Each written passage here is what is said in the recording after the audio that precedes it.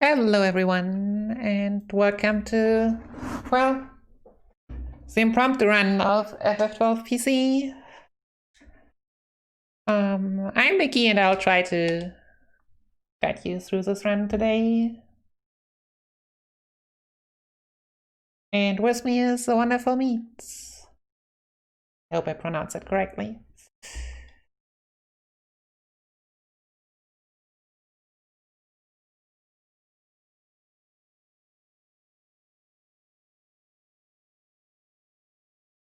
Yep. Is this sound correctly before I start? Yeah, can you turn yourself louder, Meats? Just curious.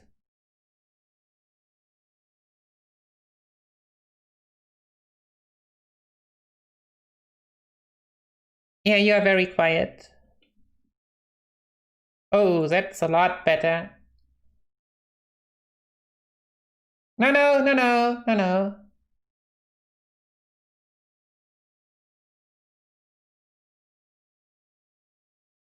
Wait a second.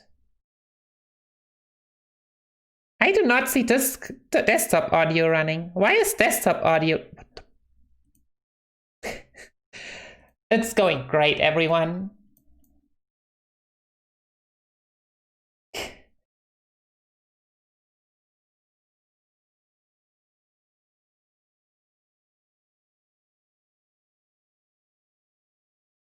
I have never seen this before. What in the world? Audio, standard.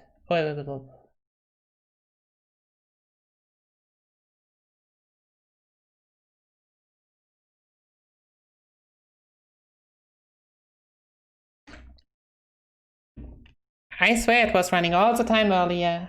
Oh, no. I know. Now we're fine. Now we should. OBS, don't do this to me now.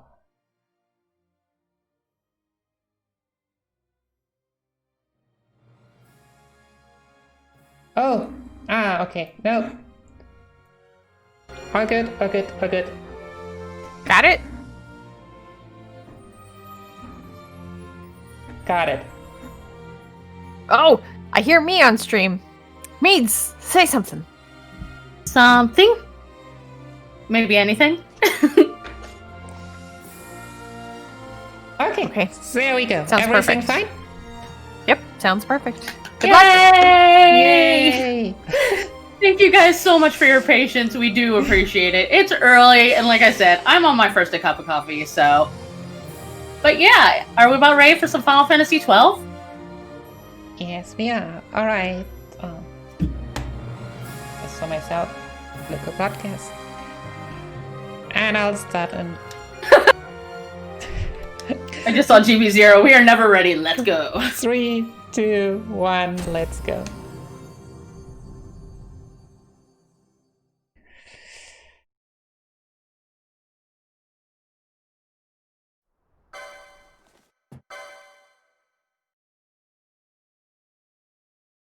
So yeah, Final Fantasy 12. For those who've, I've already seen the question, will we have Seitengrad? No, we will not. Because the special thing about the PC version is that all the RNG manipulation that you might see from the PS4 version does not work without RAM reading, and yeah, that's not allowed. So you could still go for it, but have fun. It's a 1 in 10,000 chance to get it. World record for any percent will forever be yours if you go for it. But for our own sanity, we'll not do that.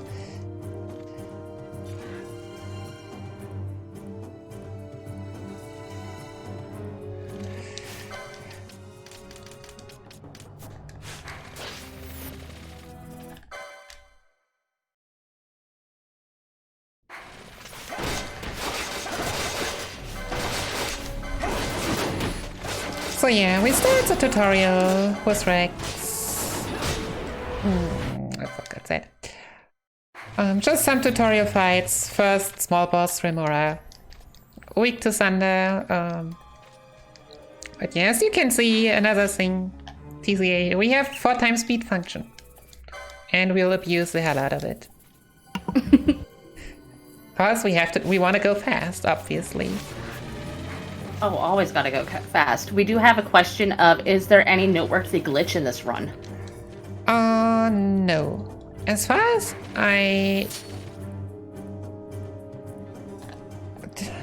FF12 and glitches. No, there are still glitches, but not really in this run. So I guess it's also depending on what you call a glitch. Like, we will still respawn Dastias.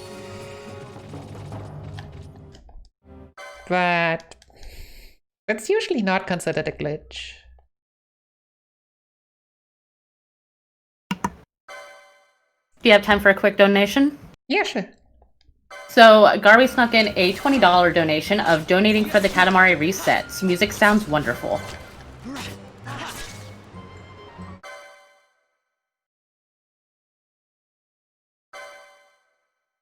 The underflow glitch is PS2 exclusive. As far as I know.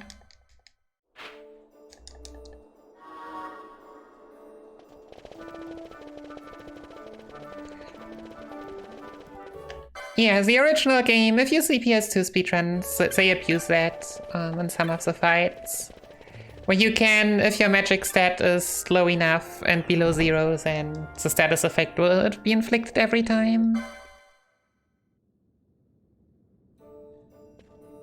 Because actual proper handling of values was not a thing. But yeah, in general, thanks to 4 times speed, also a route that completely uses magic, setting up magic, as you might have seen in the PS2 run. It might still work, but it's a lot more difficult, because, well, usually you need to slow down to set all of that up. While the route I'll be using has to grind more, but has less setup. And at the moment there's no magic route for PC yet. I'm still hoping though that some of the PS2 runners will go for it, because there is a chance. Nope. What's that, wolf? Usually in any percent I will try to run around him, but you really don't want to get ganked by it in a marathon run. So yeah, first task, grow tomato. Not much to do.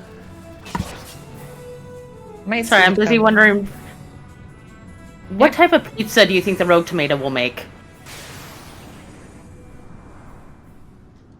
Sorry again.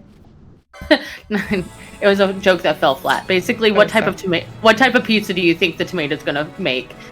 Because I just can't imagine any type of meal made with that. Well, it depends. I mean, the head is kind of a tomato, or just a normal one, so that would work. Fair enough. Let's see. So just a reminder, we are actually wicked close to the 2,500 mark for our donations. We're at 2,485. So if anybody wants to just sneak a couple donations in to get us nice at an even mark, we'd appreciate it. Plus, we have a couple awesome prizes up today.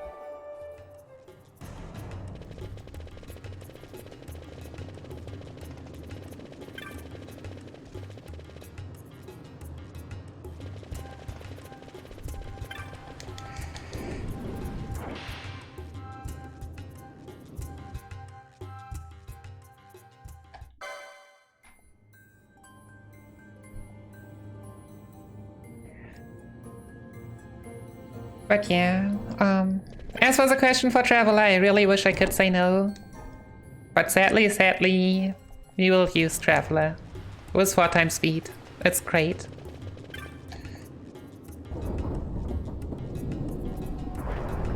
You'll actually use Traveler twice.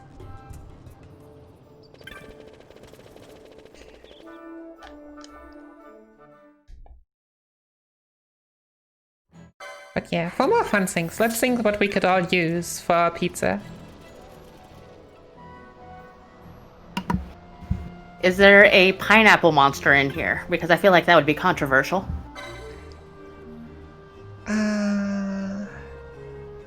Don't think so. By the way, I'm going to admit something guiltily. I've never played this game. I've gone through the tutorial and that is it. So you are teaching me.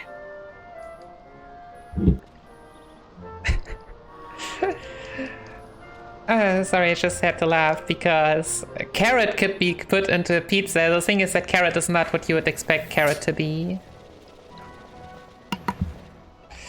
Okay, but first off, we're just quickly gonna answer and wait, what? No, so we have this game autosaves like basically all FFs at this point, and we can switch over to trial mode.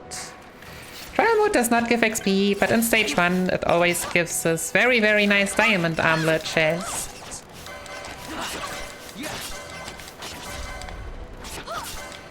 And we kill everyone in order to autosave again and exit. So now we've gotten the diamond armlet in a very short amount of time. What is it for? Well, casually you might think, well, we now can get better chests. But for us it's just 6,000 gil, which obviously at this point is a lot.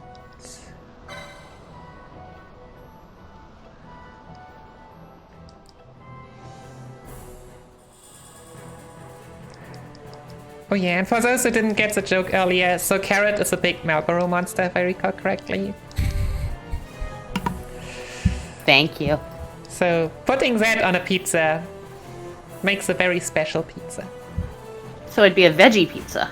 Is that right? Wait, no, because it's a monster. It's a monster. Dang it!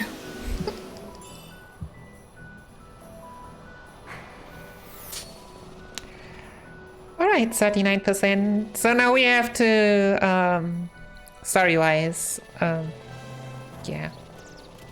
So what am I doing? I need to run here. Load up our sunstone with energy from the statues. The statues can give, I think, between 25 and 60% energy.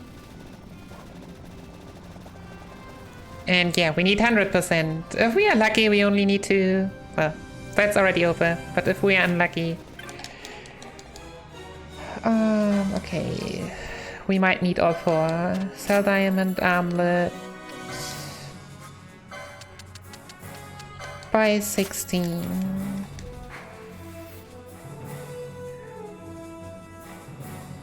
And yeah, we need to go here in order to buy some Phoenix Downs for the grind that's coming up soon. Are you gonna use all 16 of those Phoenix Downs?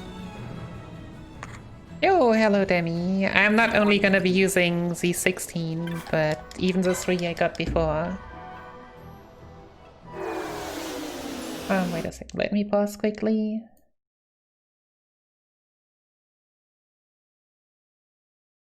And turn you up, because you're a bit quiet. And there we go.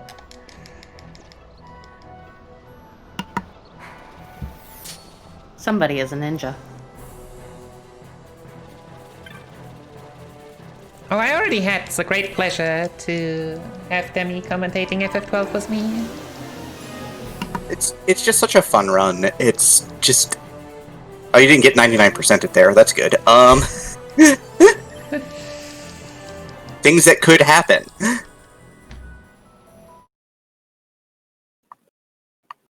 One of the actual downsides of this game. Whenever you tap out, it will pause the game.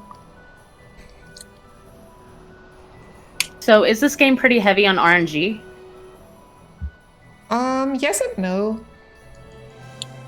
Like for top times you could say it like that, but at the same time it's like, in a game with 4 times speed, like 10 seconds are a lot. Because as you might imagine, what are like 40 seconds on a normal run with 4 times speed are 10 seconds now. Yeah, and there is only one part of the game that does not get run at 4 times speed, which, you know, I'm sure Nikki will talk about when we get there later, but otherwise... Otherwise, we just need to buy Dark now, because it's going to carry us through the first hour and a half to 2 hours of this run. Hour.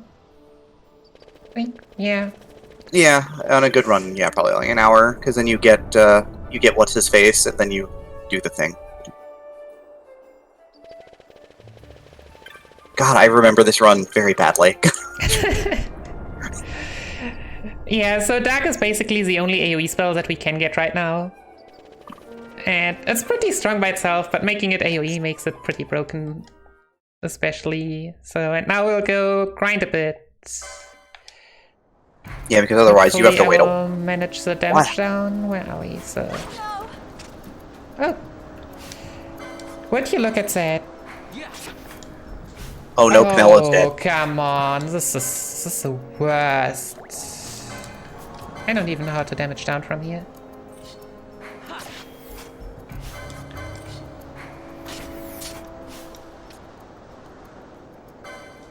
Remove all. Okay. There is speed 1.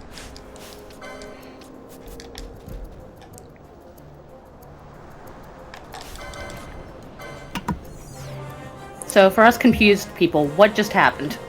So we... Do you know, Demi? Then you can explain. That would be great. Yep, so Nikki's gonna grind here, but there's a enemy that spawns here, but your party members need to either be dead or at extremely low health. I think it's under 10% of your maximum health to spawn here. So basically, Nikki was manipulating her health down to a single digit to assure that this enemy would spawn. This is a rare enemy that only shows up under these conditions, and you should only be able to kill it once. But what she ends up doing here is by crossing the zone line here over and over before the death animation completes and the item drops from it, she can just kill this Dustia over and over and over again, and it's worth way more experience than anything that she can do right now in the game.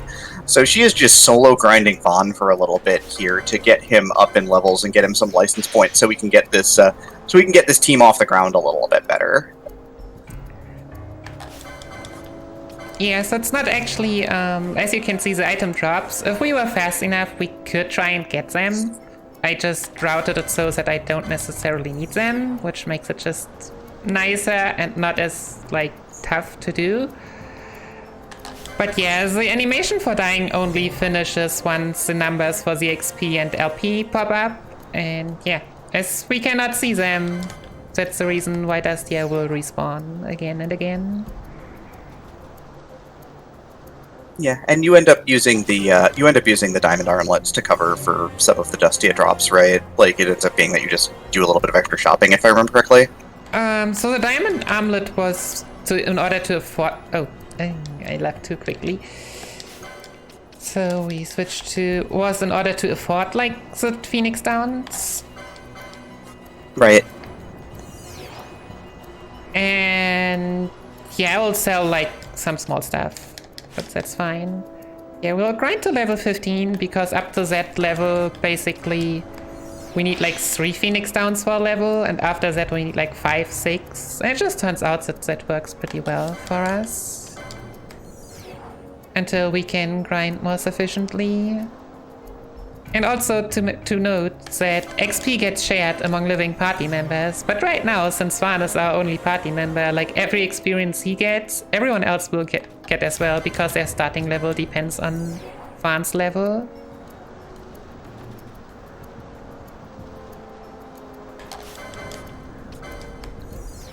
And yes, you can see only 2 times speed. We will not do this at 4 times speed.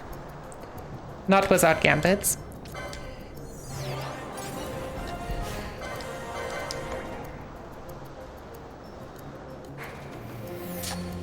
Alright, and that's our Dustia grinding.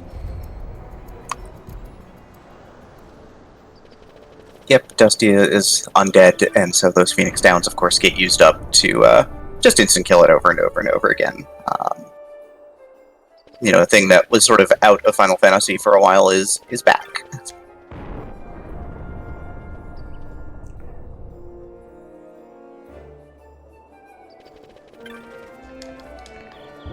I was wondering, was it really? But then again, after FF12, I believe there are no such easy undead enemies anymore. The 13 series did not like that mechanic. Yep.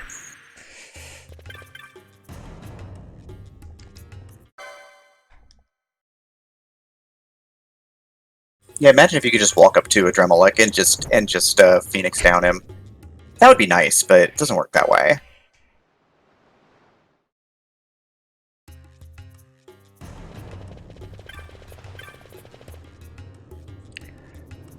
But yeah, this covers very nicely our early game levels.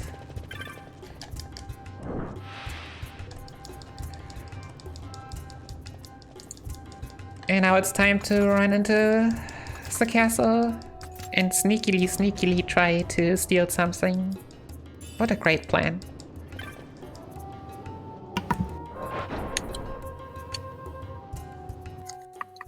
So Semi-Uniflame is asking, why is 4x speed allowed in the run? Because it's part of the game. It is an option that is in TZA. You can run at 2 or 4 times speed forever if you want to.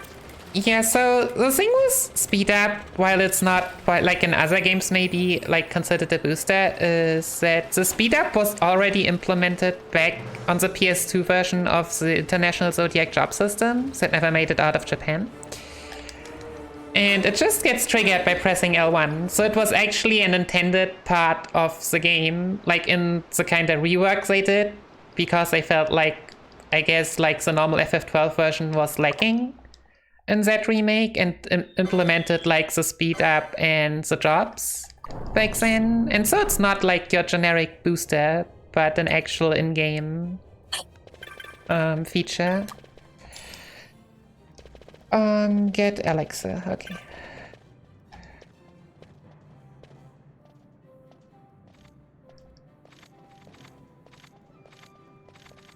Nope. Unlike FF8, 9, 10 or something, it's not an add-on.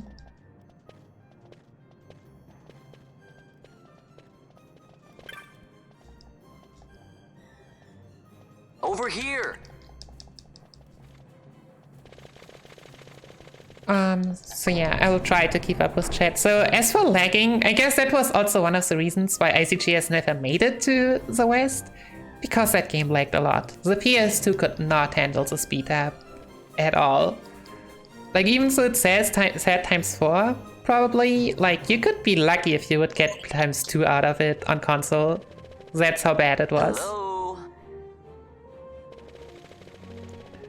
As for PC, you might need a good PC. Like, good is a relative term, but like newer PCs nowadays can handle it pretty well. I would say older PCs will have trouble. Over here! So yeah, small mini game, making the soldiers chase around. Then we're done. Like, if I were a soldier, I would just catch the thief. What the heck? What? But that would mean actually working. What are you talking about? Yeah, it probably doesn't pay that well, honestly, so yeah, you're right.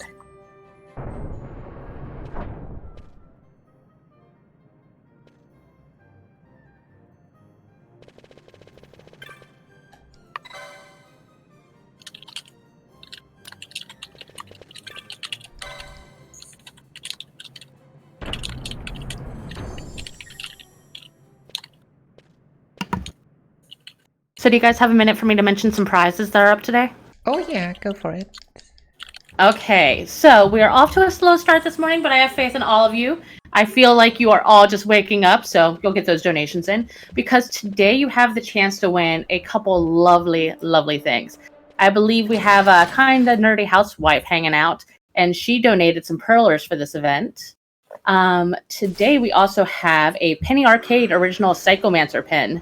So the Psychomancer, the protector of Take This and the mascot of the AFK rooms, made its debut at was it PAX Australia 2016?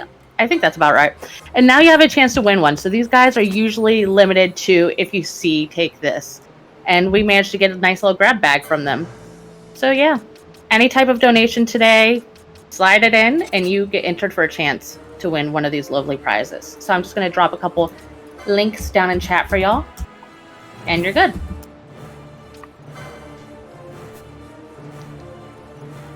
Cool. That was right in the middle of tutorial time. That's perfect.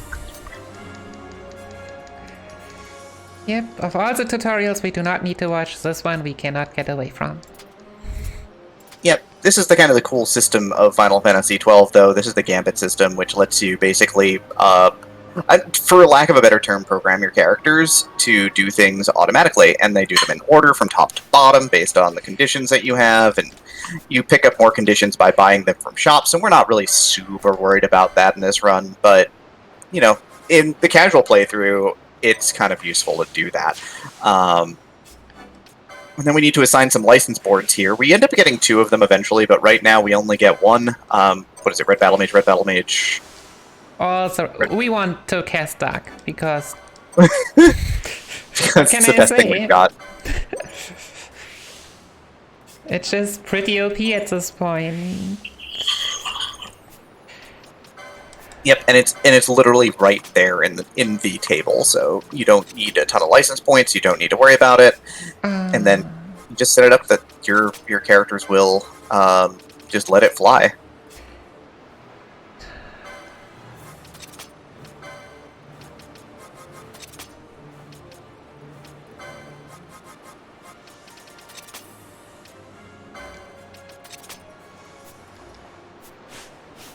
Oh, you were not supposed to be on.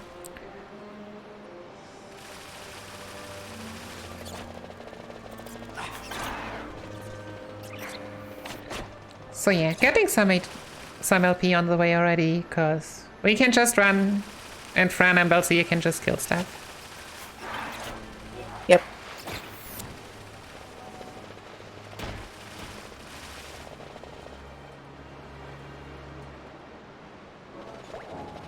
And Dark does not have a long... And interestingly enough, Dark doesn't have a long animation, which is actually kind of the conditional on spell casting in this game more than, like, casting time.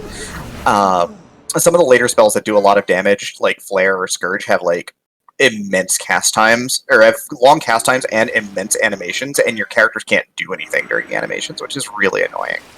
A lot of the mid-tier spells and, like, Dark don't have that limitation, so your party can just let them fly. Yeah.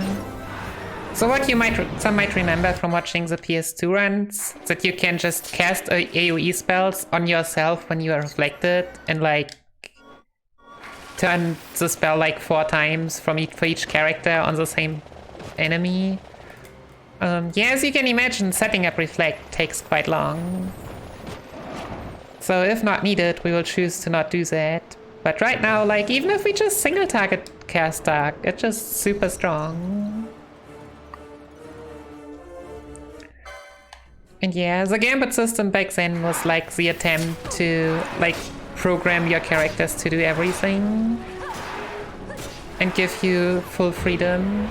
Wow, skip both bushfires. Nice.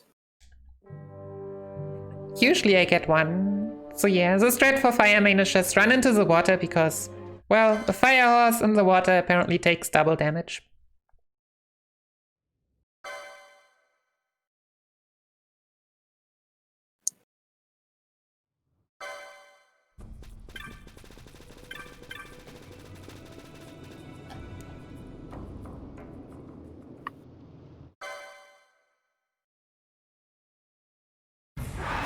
I mean, if you were not ready for how much Dark melts things, well, you're going to get another scene of it right here. Oh god, they're dead.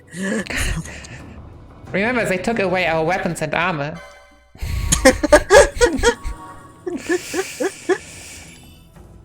Let's get that money just because Marathon Run. They took away your weapons and armor, but they didn't stop you from wiggling your hands at the enemy. Yeah. I mean, to be fair, in this game, the prison break is a lot more difficult than in many other games. Yeah, like when you're playing this casually, it can be really, really hard. That fight is supposed to take a while, with no weapons and no armor. It's supposed to be an actual honest pain to take those guys down and then get through there. First we get this chest, because this is always 2,510 gil. The remakes also have the nice fact that the chests are actually useful, and some even have like one-time good drops. Like this chest doesn't respawn, but we don't really need it to respawn. One time 2,500 gil is already good enough.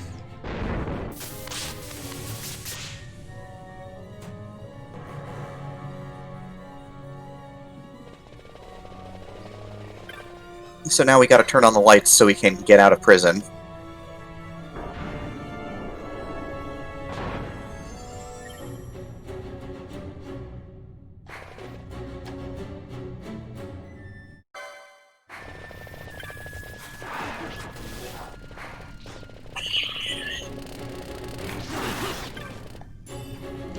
Oh yeah, this is not ICJS. So yeah, back in the old versions when you do Dust Tier 2, then that chest was a lot more interesting because it can have a Phoenix down. But yes, for this area, we just don't want it to turn dark, because once you're, I think, around 50%, it gets dark and the undead spawn. And yeah, the undeads absorb darkness magic, so that's annoying. I think Leggy has a very good point of you're turning on the lights, yet you're casting dark. Something seems off. I admit, pretty sus.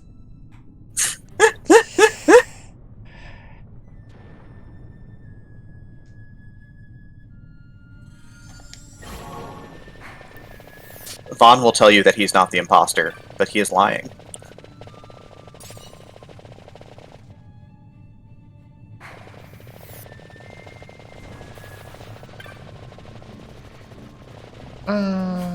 Kill this one. Thanks.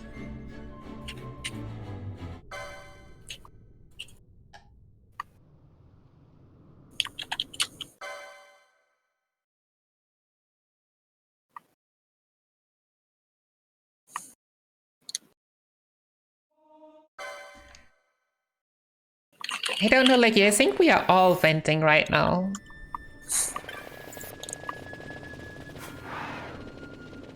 Fran couldn't go in the vents, she can't breathe mist.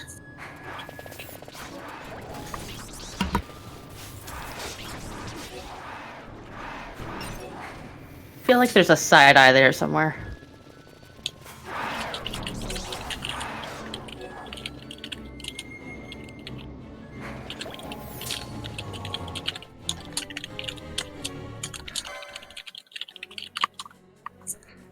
Alright, and the boss here, Mimic Queen.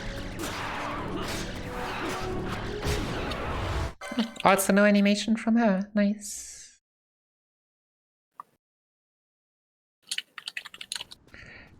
People have tried to like use items in order to like delay her animation, but that's just not worked out for me yet. To think Dalmascan air could taste so sweet. Where are we? The Estes Because when side, we by had the look of it. glitches for this game, I Let's think back the to only Master thing that before we actually fall like out. counts consistently as a Finally, glitch Captain. would be Yes, the hour DCG, of my return that is character already glitch. overlate. The people may hate me, but Because that the does effect not free me of capacity my is still a charge. thing in this game, it's just higher than in the original. With the effect capacity being the amount of like animation points, I would call it, to be able to be used at once. Like you cannot have 10 others at the same time.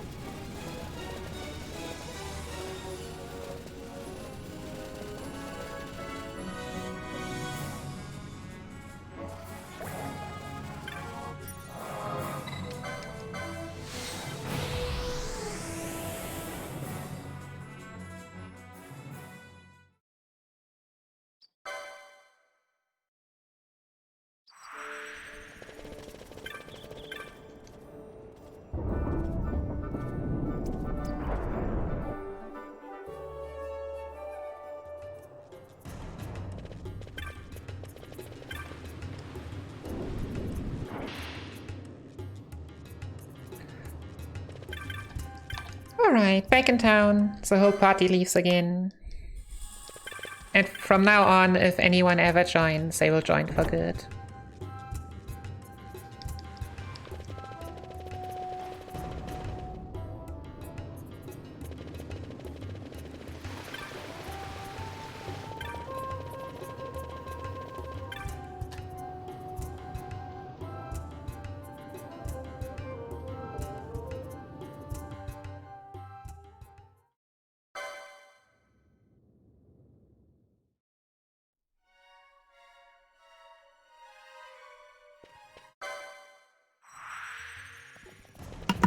I feel like this is a lot of blank screens. Well, even though the load times have gotten better, it's still a lot of load times. That's very, very fair. And I'm still convinced that even though my PC is good and this is running on an SSD, that other runners are getting better load times than myself. And I don't know why, but we'll take it. But at least it's good enough by now that it's really enjoyable.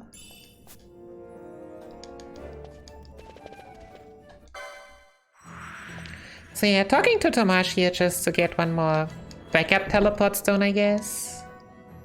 I'll probably do more jellies anyway, but can't ever have too much backup. Westgate.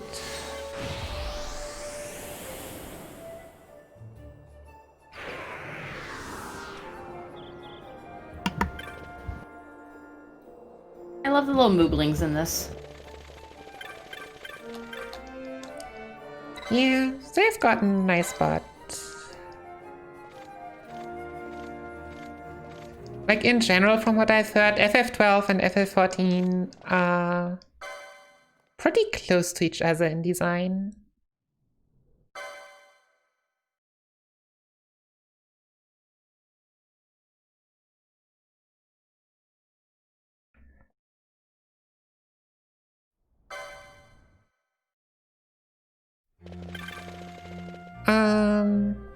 So just trying to like read some of the stuff in chat.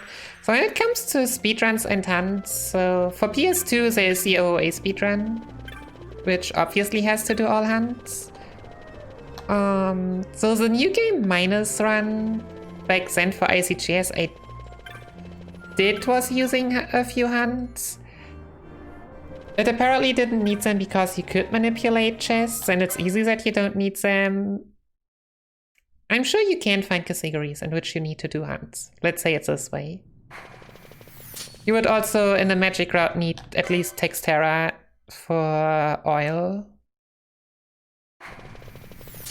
on top.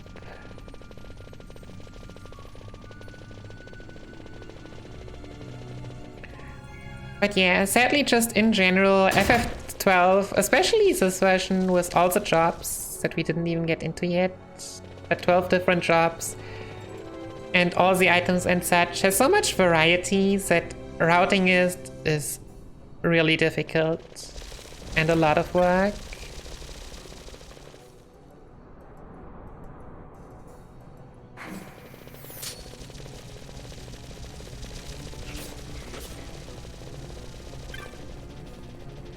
But yeah, story-wise, not too much going on. Penelo got kidnapped. Hey, wait up! We'll not be able to take them all. For pretty random reasons. And so they try to get us into a trap. So we run in to get Penelo and then we run out to get away again.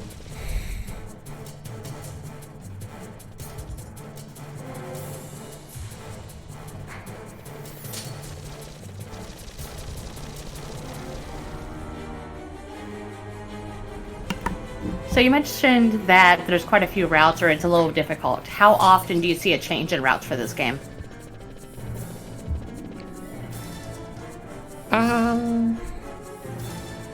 Basically whenever I route it, no, but there's also like a new route change that might happen if the work is put into it, because there has recently been an update that allows you to actually reset your jobs. Which might mean that the fastest way might be to like take Van here, for example, who starts off as a red mage and just give him the hunter job later on. But that has not been like actually put into work. Because there are just some bosses that are really major roadblocks for a lot of ideas you might have. Don't listen to Ondor's lies. Also, don't listen to Ondor's lies, please. But are you Bosch? As you can hear, apparently I am. Man, he's changed. I'm glad they don't have pictures of him. Whoops, and I ran too far. So we need to run a bit further. So yeah, basically there are some special people here that give you 25%.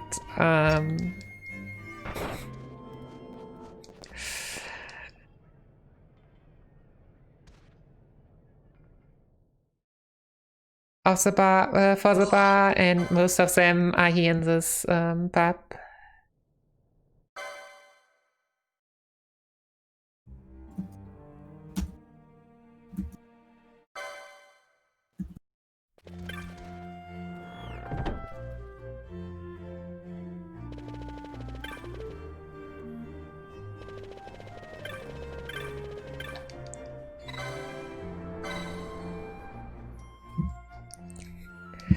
I have honestly no clue what's main character. Like, I would say that agree that Vaughn is probably the most main character.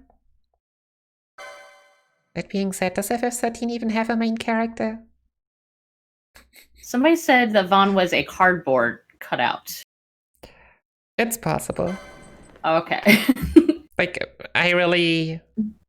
Like, to be honest, I really love the game. But to me, it is like, there's really not much background story. It's like you get thrown into a string of story, and then you have to, then you play through that string. But which means I generally just ignore the fact that this game supposedly has any story. But yeah, so now we get Vossler.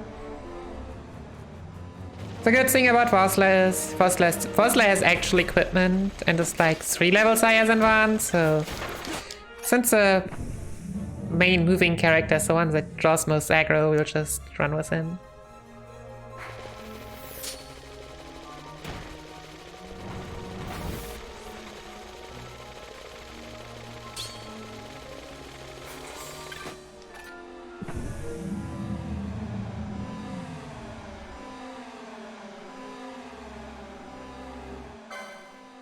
Fear not their numbers. Take down the leaders and the others will follow. Alright, run into a corner.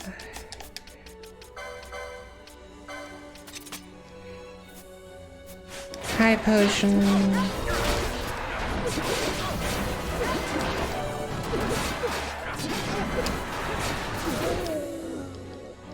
And that was it. So yeah, also a point, might you wonder, where did that Eroga mode come from? Well, every time a guest joins a party, they give you some kind of items. Like Larsa gives, I believe Larsa gives the Dispel modes, Barsh had high potions, Vanilla probably had potions earlier, second time Barsh will be shock modes, and so on. But unlike the PS2 version, they will actually use your items. They will not just generate a bunch of infinite potions, as Larsa tends to do in PS2. Why would they change that? That's not nice. Well, but you also have more control. Like, you can actually set their gambits. You can tell them what they are supposed to do. And Vossler has Traveler, as you might have also been able to see, so...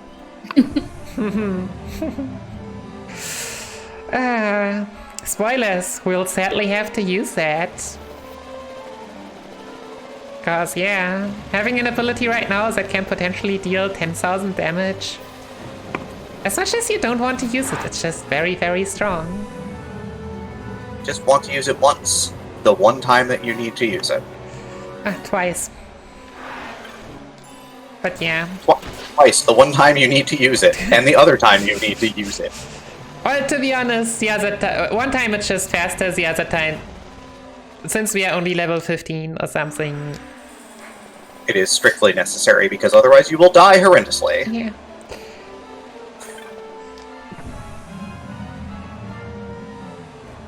Firaja is not nice for our low-level characters.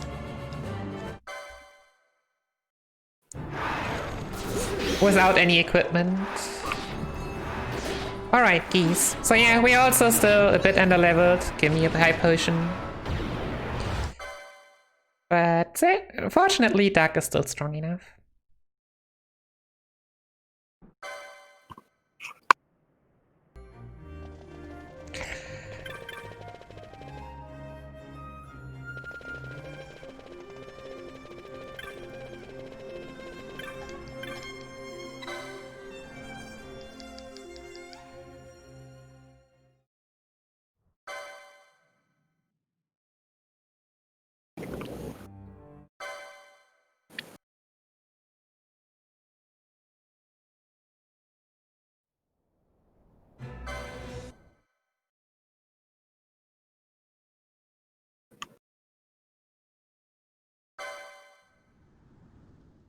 But yeah, every judge you punch in the face is a good time. Every time.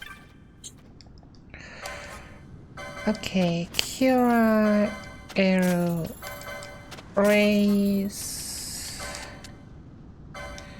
3 gold needles for echo herbs. So yeah, time to get some spells. We need Arrow for exactly 1 fight. But it's faster to use Arrow than to summon Belias. Summoning Belias would actually be probably the story-intended strat, but yeah. Cure and Raise are just good white magic spells that will carry us a lot in this run.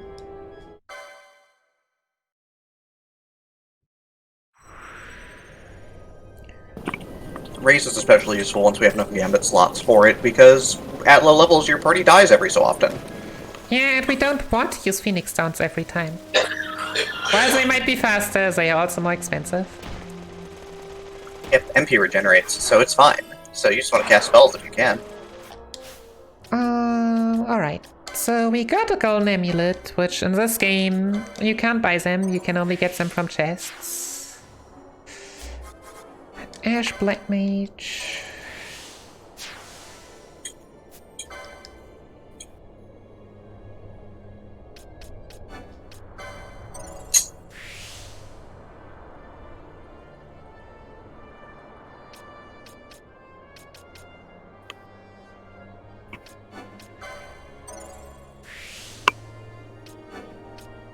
Staves, I'm not sure what my notes are telling me to do, but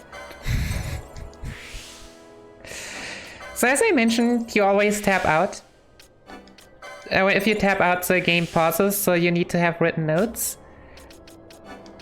And since this was impromptu, I just picked up the notes that I could find, which should be the current ones, but yeah, that's just some things that I do not understand at the moment.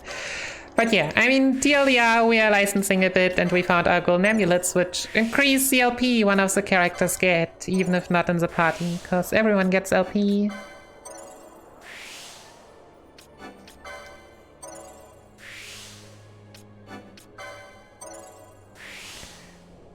And hence we obviously want to equip that right now already. Balsia.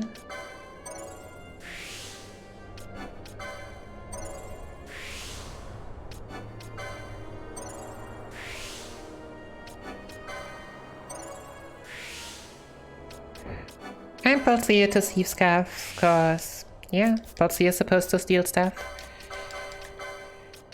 You get a golden amulet. Nope. Right.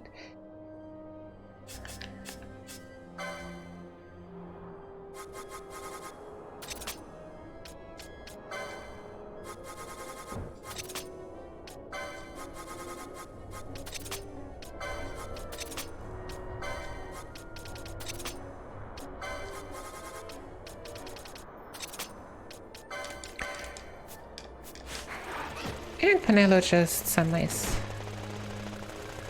healing gambits already.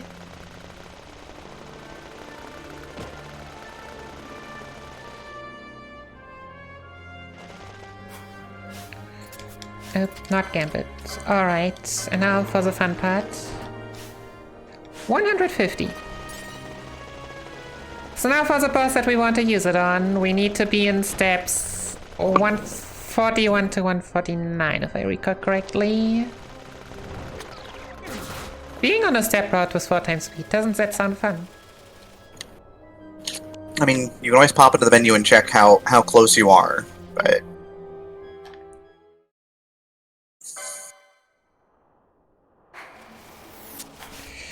Also, sadly, all the cutscenes you always have to reset because for some reason the game does not really like you to have a guest as your main character.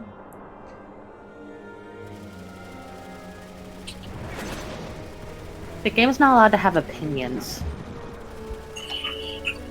Yeah, but it's a Final Fantasy game. They all have opinions. That's how that works. Bah humbug. Chat, thank you for sharing your nice Google coffees. We appreciate it.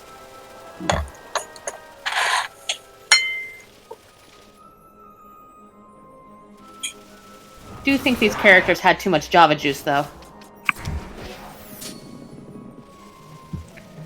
And Trip Vossler. Fortunately, everyone will get healed before the next boss anyway, so it's not like we care too much.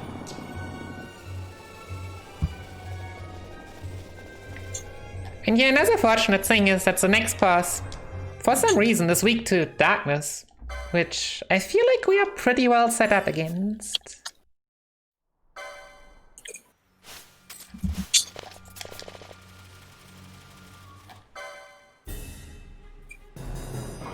Wait a sec, there's a book about Final Fantasy opinions?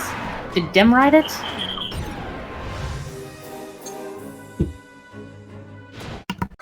No, that laughter says it's a yes.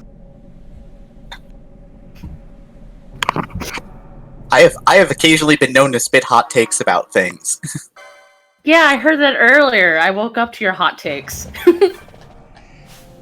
I sometimes wonder how hot they are when they are true, but yeah. They're not actually that hot. They have slight burns to them, that's all.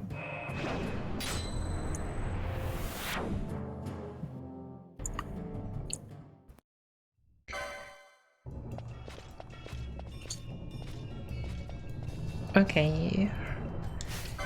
Switching to battle speed 1 and wait because, well, you really want to go slow when casting Traveler. Fight or run.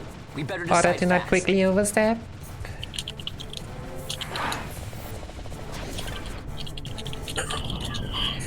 But yeah, so the first demon wall we'll just ignore, and the second one has like 10,000 HP, 10,050 HP, so we basically need Traveler plus something. The wall comes, we must be quick. Together And can while bring we it could down. do stuff like Reflect Gamut and Arrow, it's also like strong against darkness, so that doesn't help. Also, you turn off your gambits.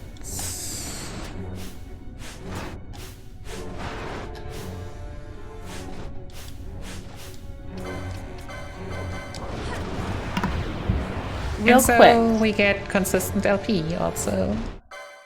And it's just Nice- still the yeah. fastest, even if it doesn't look like it.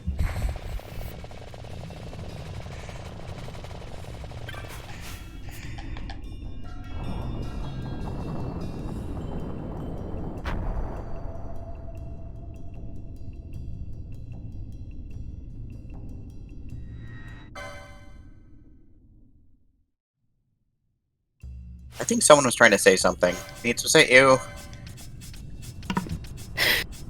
It was. I've given up. I actually just wanted to bring out the fact that we do have several Take This people joining us throughout this week. They'll be doing discussions and educating us more about what they do. So normally they travel around with conventions, they host panels and things like that.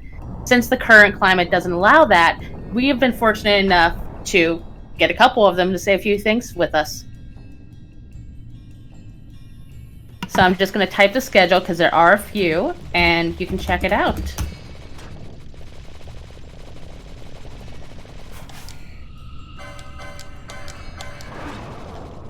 Yeah, they all do fantastic work, and so it's really fantastic what Take This does, and just being able to have them here for time for panels and the like in the middle of our marathon it's an honor. It's really awesome.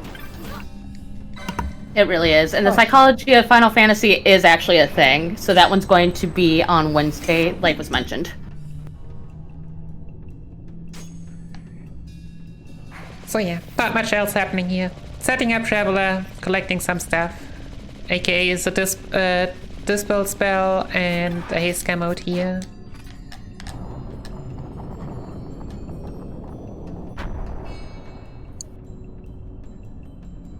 And getting attacked by angry birds.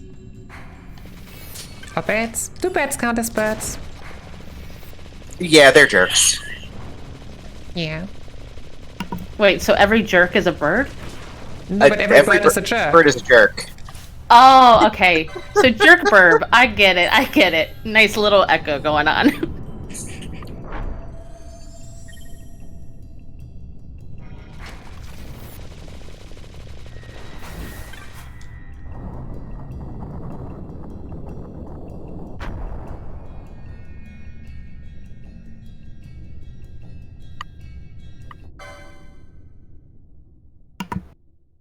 I see the honks starting, talking about the ultimate bird jerk.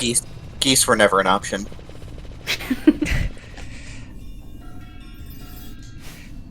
So are we 761 we still have 200 steps to go. So Belias has 16,000 HP and does Firacha at like a bit below half.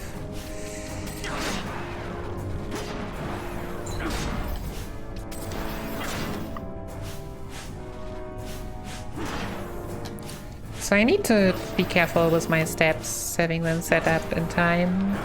And then...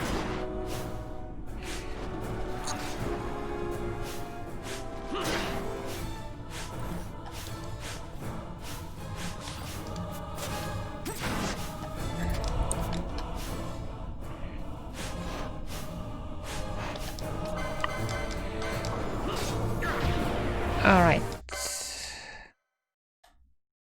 If you take too long, he casts Saber, I believe, which casts Protect, and then at least Traveler doesn't deal as much anymore, and then we get Farajat and everything is bad. And by everything is bad, we mean you're just cooked. Well, we get Farajat, which deals almost all of our HP if we are at full, and potentially get Oil status. It's just... no. No, we don't want that if we can avoid it.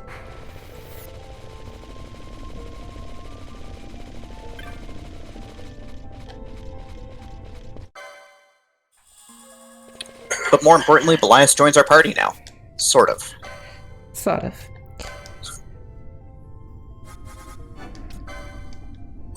And now it's time. Now we also, more importantly, unlocked the second job class. License bot.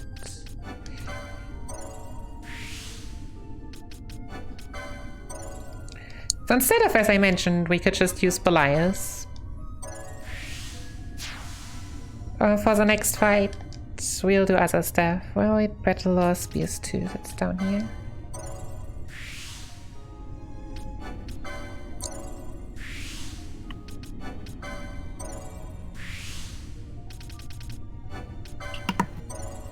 Do any of the characters have optimal jobs? So, like, what job would be best for Balthier?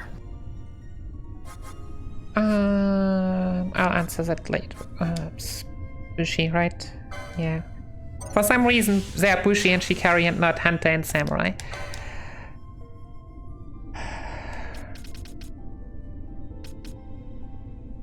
But yeah, the abilities of... There's some abilities floating around. The lore abilities just give you flat stat boosts, which are useful just for dealing more damage. I think he's going to be looking over her notes to make sure that she license boards correctly. License points aren't super tight. Yeah, that was just something I did not understand because it was probably a pretty recent add-on to the notes.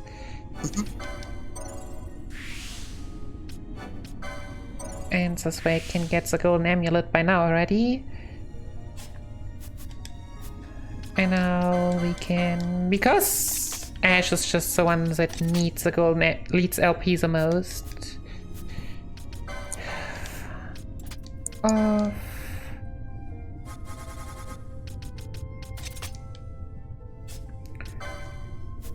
You to steal.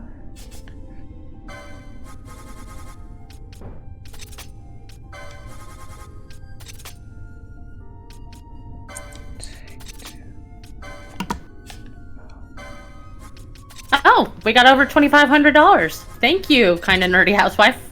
2510 is what we're at right now for donations. So we can definitely get a few more in. It looks like we have a bid war coming up for The Legend of Zelda: A Link to the Past. It's a door shuffle and randomizer race, and you get to pick the MSU1 soundtrack. It looks like we have Zelda, Ocarina of Time / Majora's Mask in the lead, with Final Fantasy XIV coming in second. You can also do Final Fantasy VII and Napple Tale, so you got quite a few options.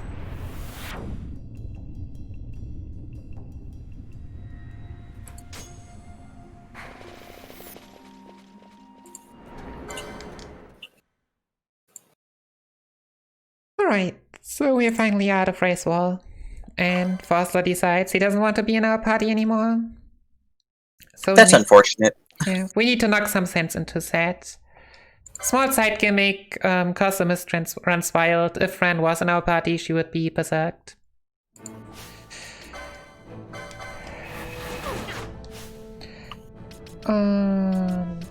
Gambit's on. Yep. Active and speed.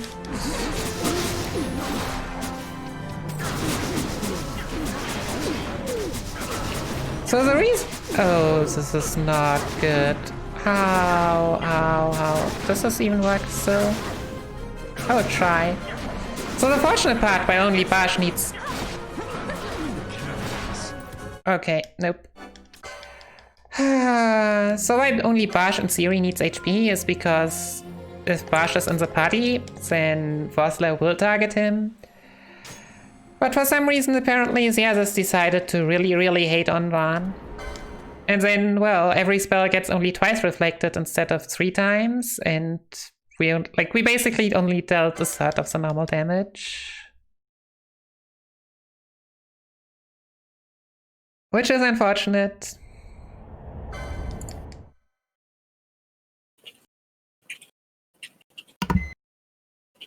When you have a sec, I do have a couple donations to read. Yeah, go for it.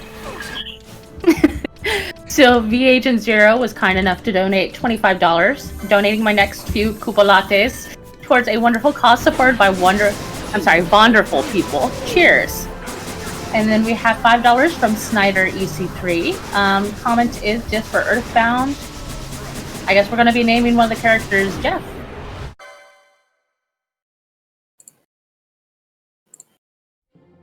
And this is how the fight looks like when everything goes as usual. You would think, how could anyone ever die here?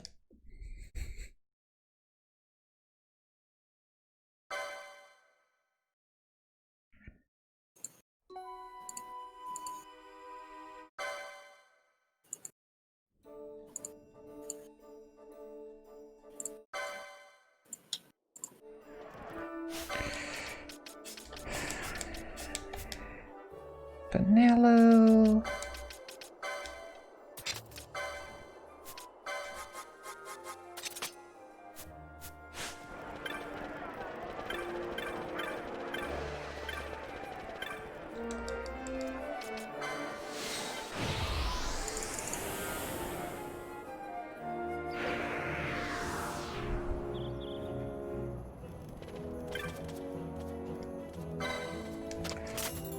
Alright, time for some burp action.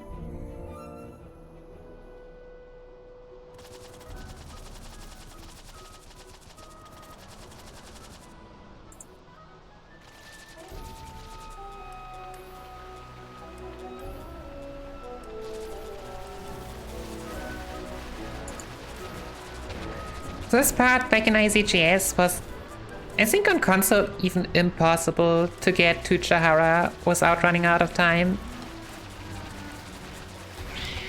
That's how bad console lag was. As you can see, we should have like 50 to 60 seconds left.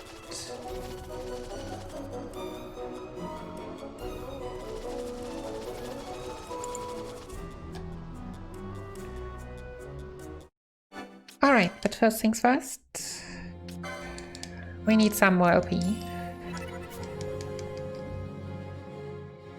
And money. But The LP is a little more important at this point. it kind of both is, but the LP would be more difficult to make up otherwise, yes.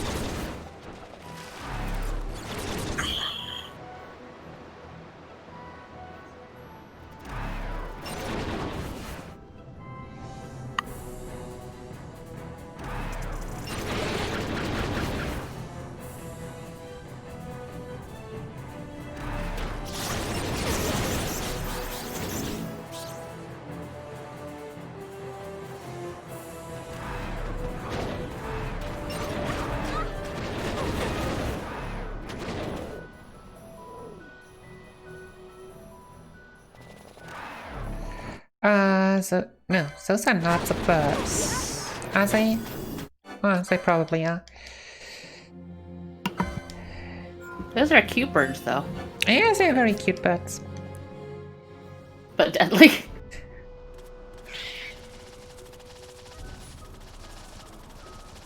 Sadly, they absorb wind damage. Just not good if your main damage dealer at the moment casts arrow. Alright. Remove all already done.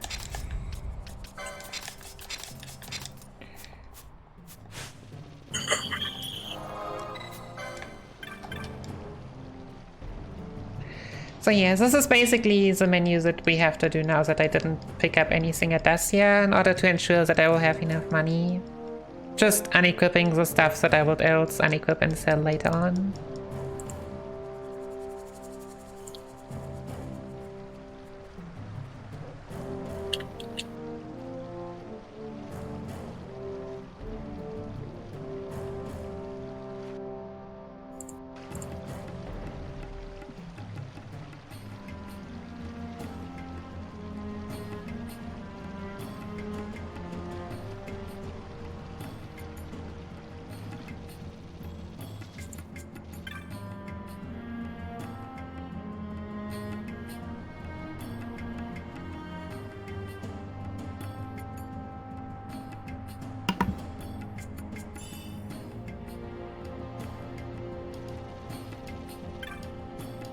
There's a 6% deal later in the run that can save 2 minutes.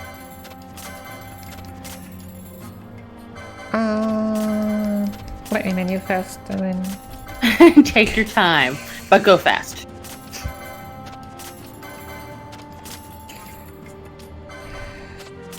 Diamond.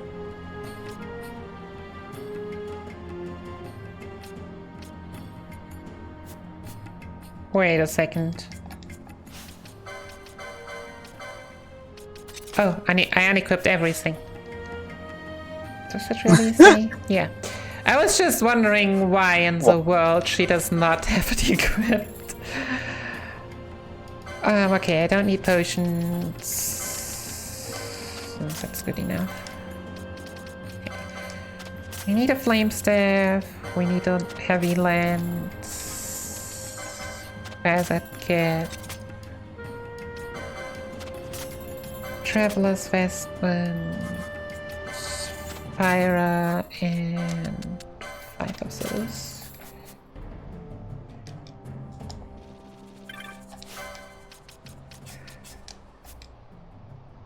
This is normally where you get your first real AoE spell. Fire is usually what most people end up getting as their first big AoE magic.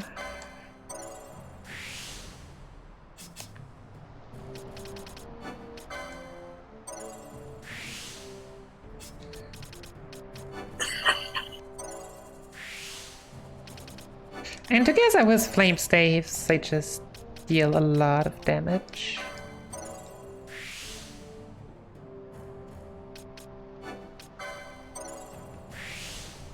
more mage will help with sustainability here in terms of just being able to constantly cast spells in combat.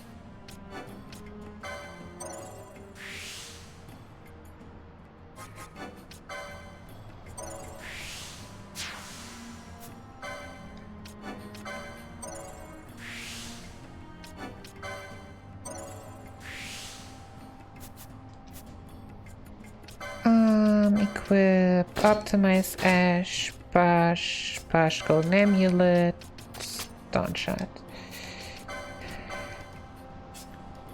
Oh, right. That's why I'm a bit early. So basically what you get here is you get the Gyre Stick, and you can either sell it or you can give it back to the friendly guys that let us in and get even better stuff.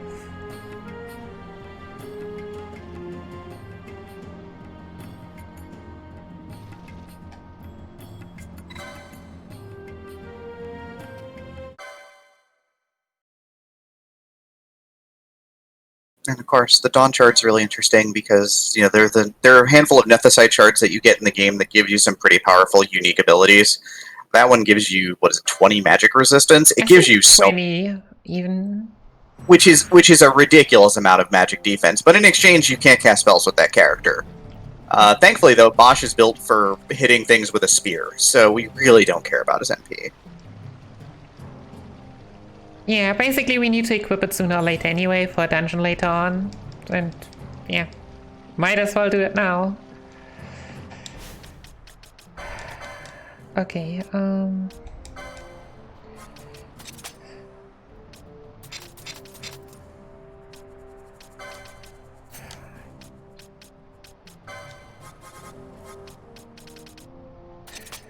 Cronus tier 6 to Phoenix down.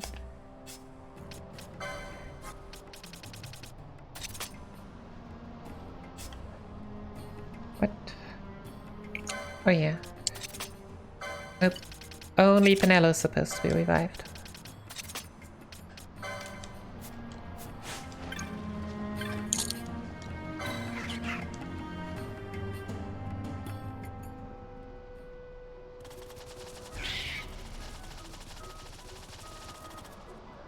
Yeah, Meads is commenting that the menuing in this is intense, and I think that's kind of a thing for a lot of the Final Fantasy speedruns, is that they are built upon getting really skilled at menuing, because that's kind of the conceit of most RPGs, but Final Fantasy in particular. I think the thing is just that you get so quickly through the story that, like, if you get to a new town that gives you new equipment every 10 minutes because you're that fast, well, then you might have to menu every 10 minutes.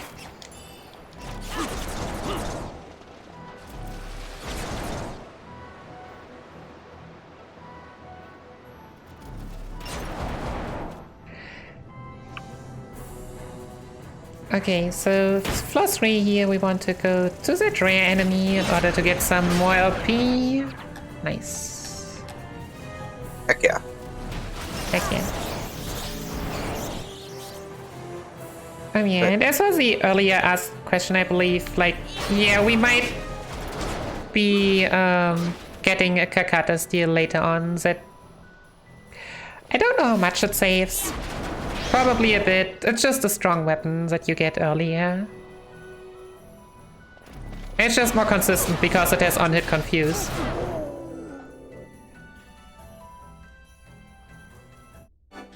Nope, no stealing yet.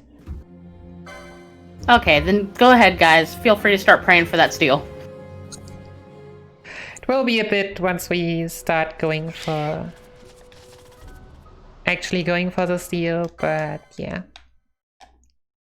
I mean, yesterday we had Therian, today we've got the 6% steel, so what is this? We'll just start calling it Speedrun Ragnarok at this point. Well, you get 4 chances, aka 6%. So we had like 18 or 19% if I recall correctly. Did you guys know that your chances go up with every donation? We can totally make that happen.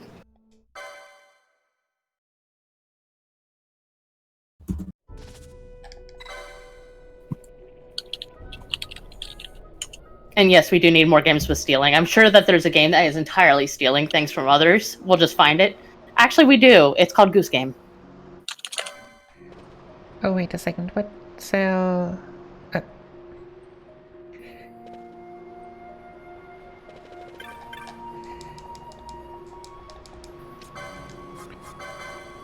Cell, weapon. More diamond armlet cell.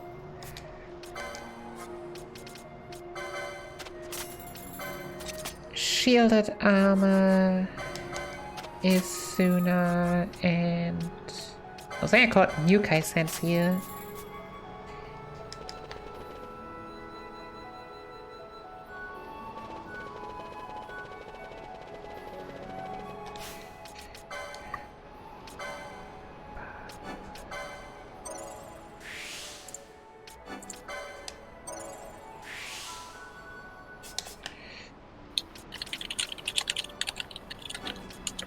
This should be the swiftness.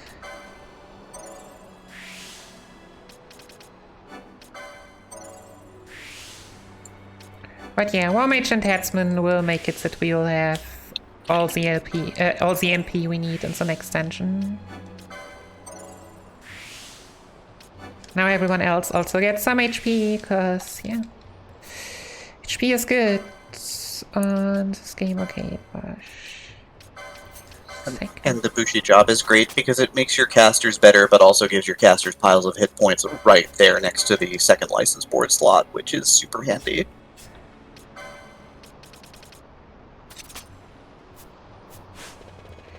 Yeah, on top of that, like Samurai or Bushi job also, like, it harmonizes really well. Like, you can do a lot of back and forth with a class and just skip unnecessary licenses. So while in casual, that's pretty bad, because in casual you want probably like as many licenses as possible, so as few overlap as possible. In the speedrun, those overlaps are exactly what we want. Yeah, I think when I played through this casually, I did end up taking all 12 jobs between the 6 characters, which is interesting, but not always helpful. Yeah, but like, basically every job has their niche. Sadly, the only job that I've not found a category or so to work for yet is Time Mage. And Mechanist is better left for low-level game challenges. Yeah. Time Mage only gets really useful if you grind a lot and go, deep into the tree, basically.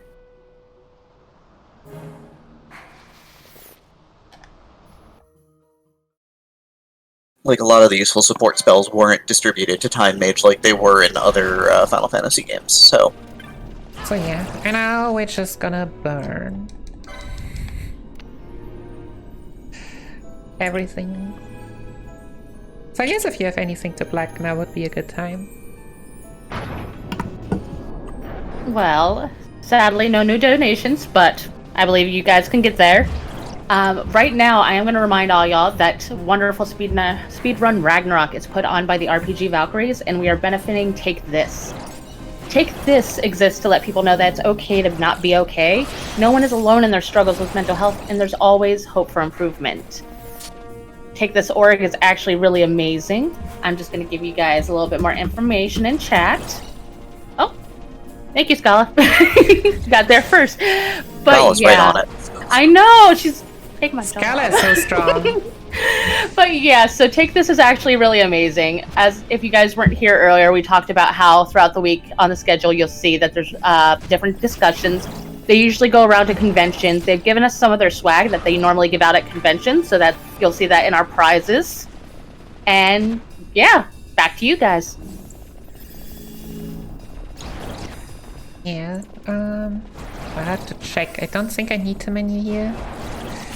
Yeah, but coming up soon now is a pretty fun grind. Now to not mess it up.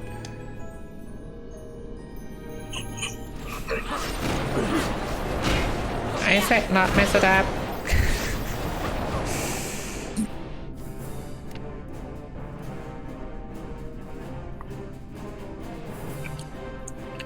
Okay, so I will wait for those to go away. Because we want to get higher level drops. And to ensure them, we can not afford to pick up one of them. Also, I should be running Osbarge. Osbarge has shielded armor and is tankier now.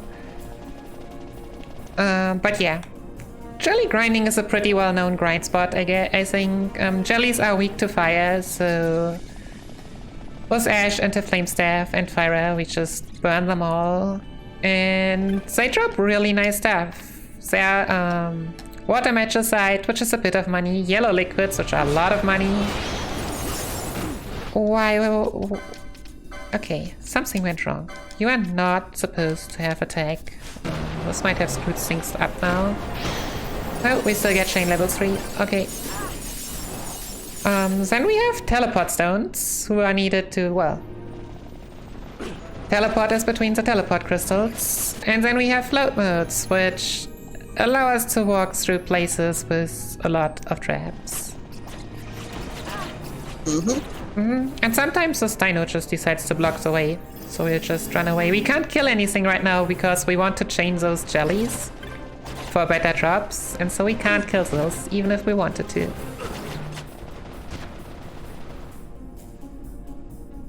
Why are there red maws everywhere? Jeez.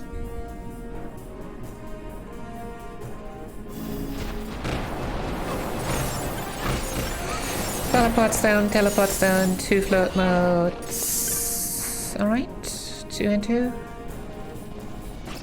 And yeah, depending on how much gil we get with yellow liquids and water magicites, we might need to pick up more or less bonus stuff later on, but that's just small adaptation. We'll see when we get there.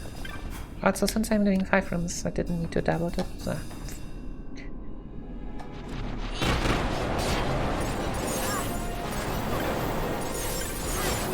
Another teleport stone, more teleport stone.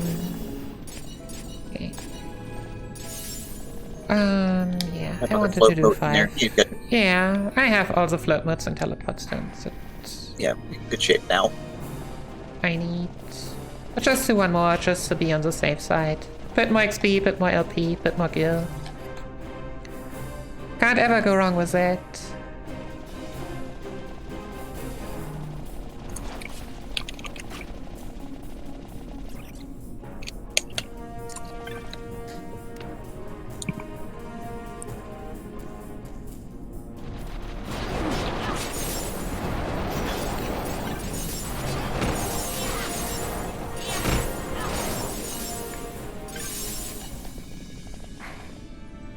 Well, gil will probably not be a problem for a while.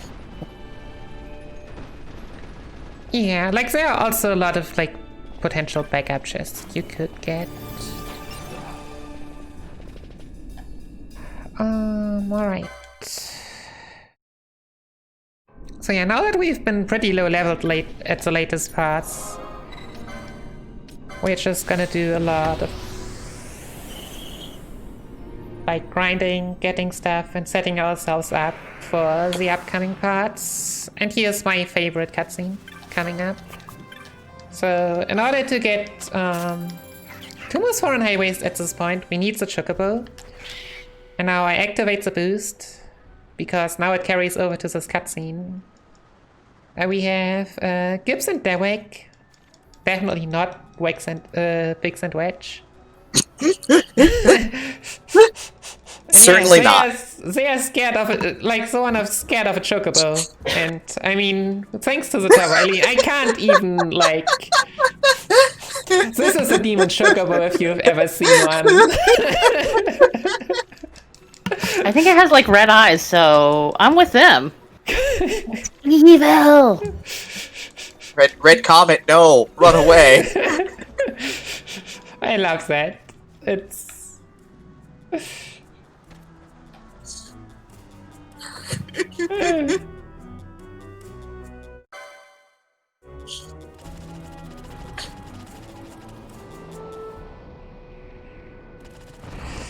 So yeah, we go here to get 3 items basically. Yeah, let's just dismount here, it's fine. Nothing is aggressive. One is very free, that's Berserker Braces. Accessories that inflicts Berserk automatically.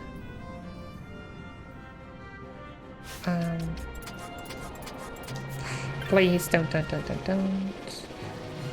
And now we have a 20% chance in order to get the Kikuichi Monchi in this chest. Time to roll the dice. Fingers crossed. That sure was 84 gil.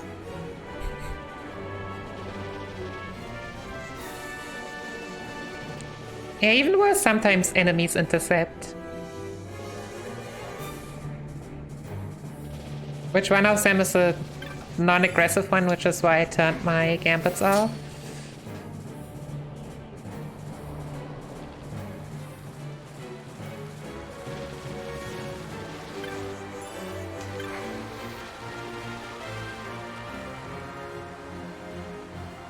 Yeah, you can toggle with F1, F2, F3 or in the settings between 1 times, 2 times and 4 times speed. This treasure box is not being very forthcoming right now. Yeah.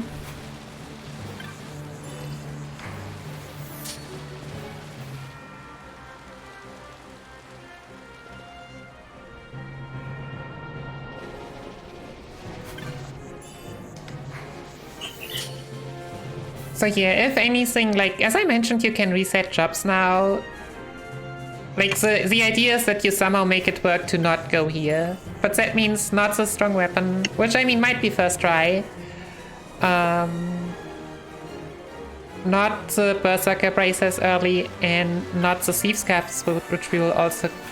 Yeah. And now we get what I was talking earlier about. Now we also need to kill them.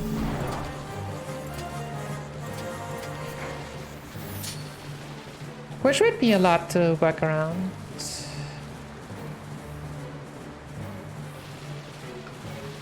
But obviously... Ah, there we go, finally. Attacks like this make you like, why are we trying to go for this? It's really useful later. It's just really...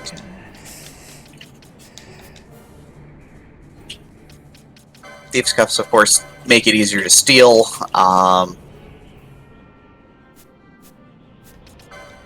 Yeah, Thieves' Cuffs just double your steal chances.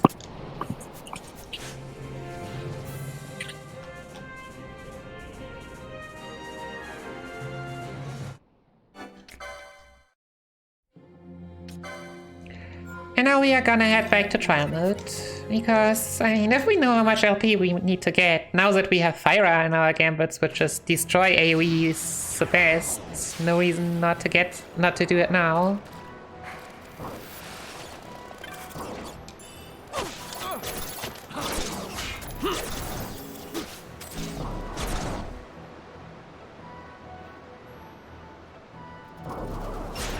And yeah, in floor 3 we can get the Kakata Seal. Yeah, longsword.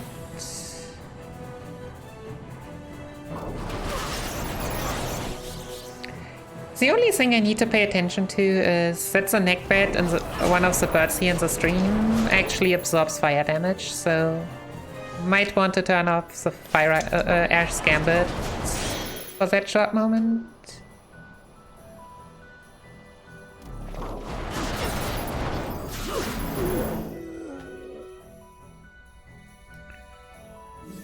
Up to here and we leave, and yeah, we'll re-enter again because that's just the fastest way to get the LP, and at the same time the more diamond armlets,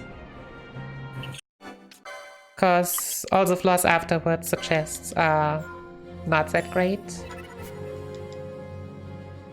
Like, for example, you can also get all the spells in here, but like Dark, for example, which we've gotten really early, is in the chest in floor 15.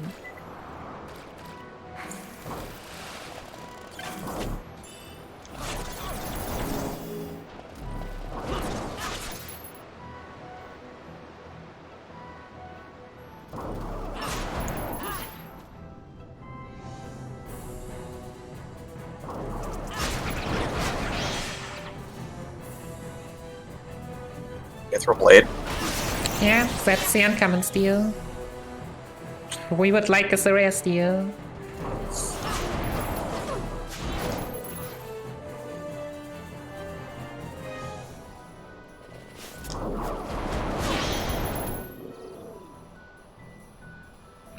But yeah, in general, we'll see just steal some random stuff now.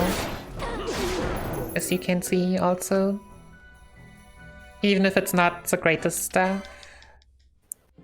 I appreciate the fact that he steals his judge's lunch money. Just take anything that's not nailed down. I mean, it is a Final Fantasy game, right? We're playing an RPG. You take everything that's not nailed down, right? That's kind of how that works. Yeah. Is it in a house, in a box, on the floor, attached to a bad guy? You just take it. It's yours. I do enjoy that Final Fantasy allows me to live my kleptomaniac urges on screen.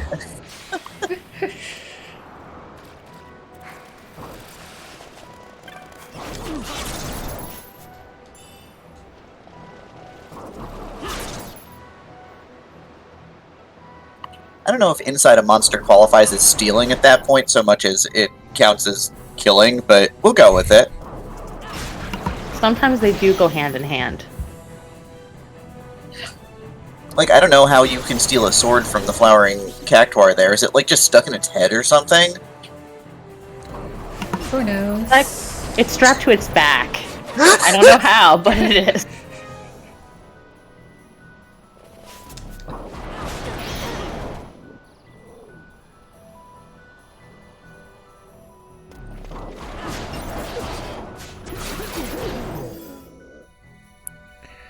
And yeah, we can also see how Ash is slowly running out of MP, but it's enough for one more round of trial mode.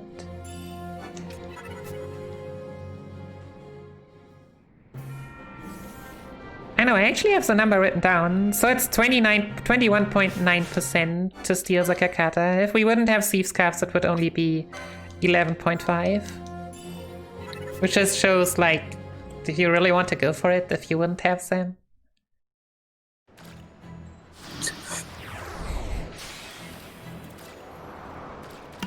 I have a donation. It's a very important one. Oh, Ready? Yeah. Kate Shura donated $5 going, "This is my obligatory mid-run good luck donation." Good luck, Nikki. Thanks, Kay. Thank you for the luck. I think she might need it. Talking about the cactuar, the sword being in the cactuar like a pearl inside of the oyster, I'm thinking about Among Us, how, you know, how the crewmates only have the one bone sticking out, right? It's just a cactuar it's a cactus that grew around a sword, and it's just like one sword sticking up out of the middle of it. Yeah, but sometimes it even has two. This is true. But it would be a rusty sword, because aren't they filled with water? I mean, they're filled with cactus bits. It's really early in the morning for biology. Well, it's early in the morning for math, but we're watching a speed run. But math is awesome. I'm not good at math. I will leave that to the specialists. You ladies got this. See, Eon loves math.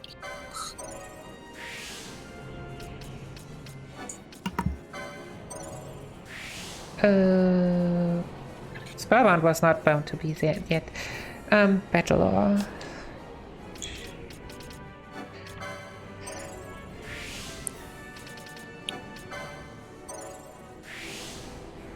And swiftness, which is also useful.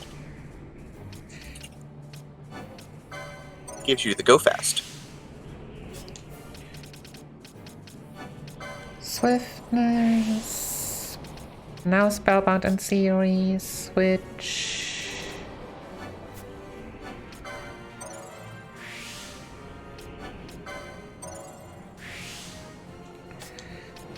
Switch Sword 7.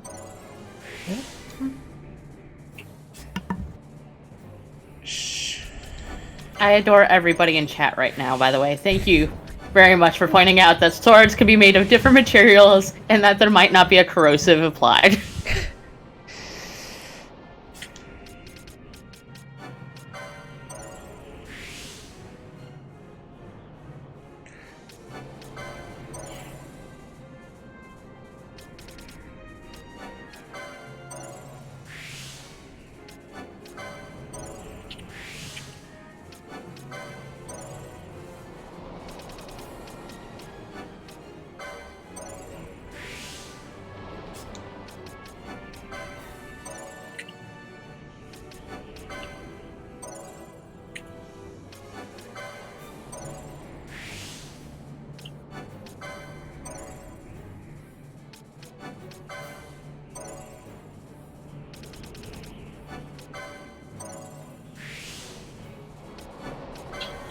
7. Yeah, now we need to menu all that stuff.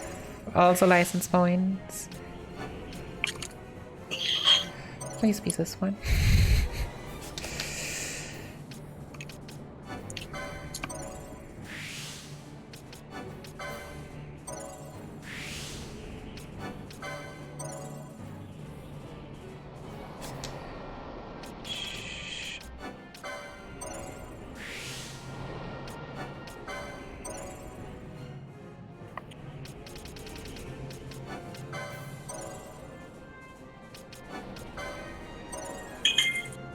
Camp 25, channeling.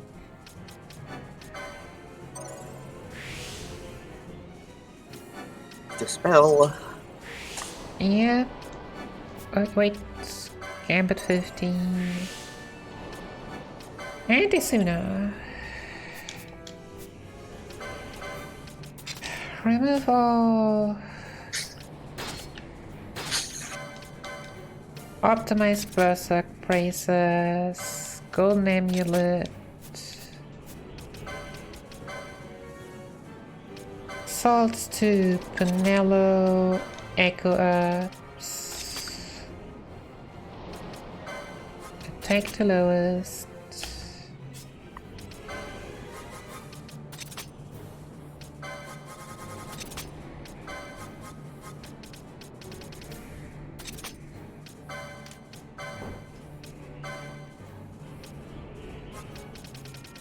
Highest level dispel.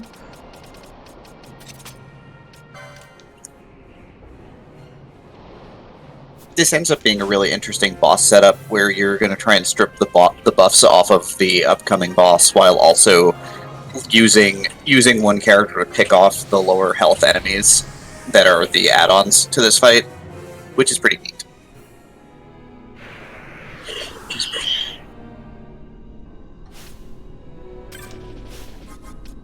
Well, you see, I also didn't know of this until very recently. But yeah, so Tiamat, now that we've gotten a lot of stuff, Tiamat has a lot of HP we can just grind through, and also Tiamat will cast a lot of Reflect, which we'll just dispel over and over. Or not even. But yeah, I mean, even with 4 times speed and all the great equipment we have, like especially Berserk and Kikuichi Monchi, this fight still takes a while.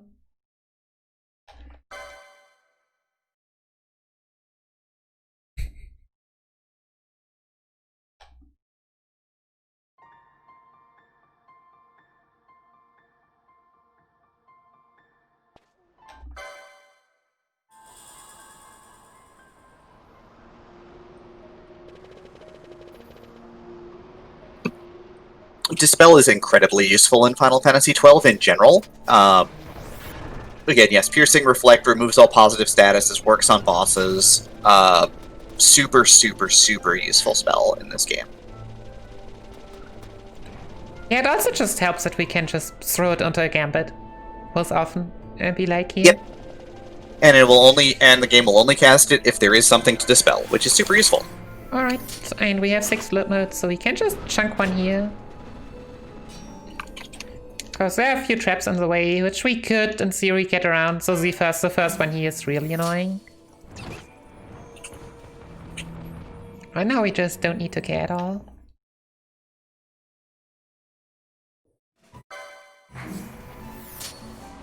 It's funny watching you kill the Tiamat fight, saying even though that fight took a while for a Tiamat fight, it's, you know, that fight is meant to be also, again, casually, a lot of these fights, the boss fights especially, are meant to be kind of sloggy. They're meant to be, you know, the enemies use sort of gimmicky sets of skills together to make your life miserable.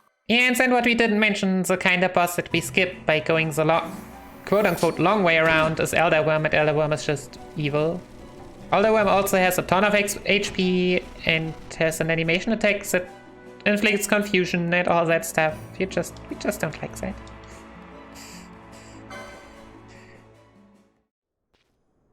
Yeah, like, I think that's a really interesting thing about Final Fantasy XII casually, is, again, every boss is not...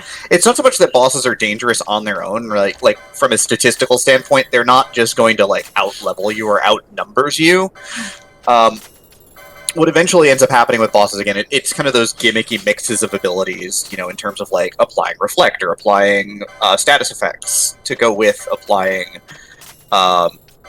you know, pretty solid AoE damage. So it's kind of, that's how it ends up working out. Bye. Finally some armor for Panello.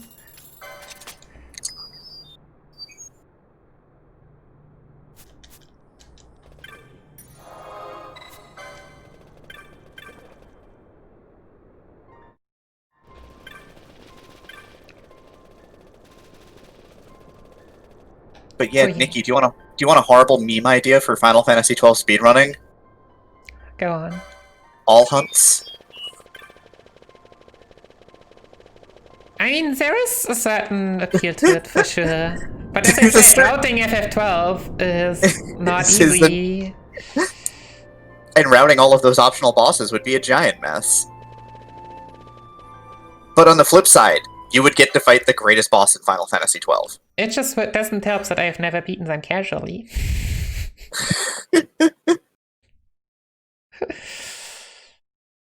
Like, I might have beaten Gilgamesh, and that's, I think, as far as it went. Yeah, that's as far as I went when I played through this version casually as well. Because after that, it's a pain. The last couple of hunts are a real pain in the butt. I mean, as I've learned, like, you might think level 70 is high, but a few levels can make a real difference. And so, like, for the late parts, level 70 just isn't that high. 90s... I mean, sure, you could make, like, some cheese strats, but... Casually, usually don't resort to those. Also, notes, how much money am I supposed to have? Oh, less than 70k, I had 68k. You're not that far off. I mean, just routing all hunts, though, would basically just be doing trial mode until you got a couple of the really cheesy, late game. If that's worth it, like, because most of the stuff is really late, and trial mode also, like, takes long to get to. A long time. Yeah, because, like, what is it? The Neapolitan is, what, at, like, 48? Like, it's super deep into trial mode, and that's how you would cheese a lot of the fights. It's, like, it might even just be faster to normally go for it.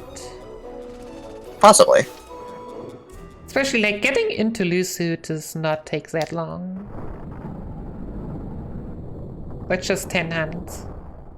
And Lusu already has the second strongest equip. So just get pretty far for once.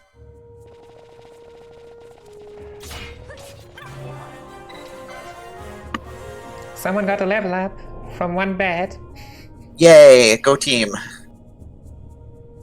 We grow ever more powerful as we go through another one of these weird temples. Yeah, so here's why we needed the Dawn Shot. If we don't have the Dawn Shot equipped on our main character, then we will summon skeletons and some undeads instead.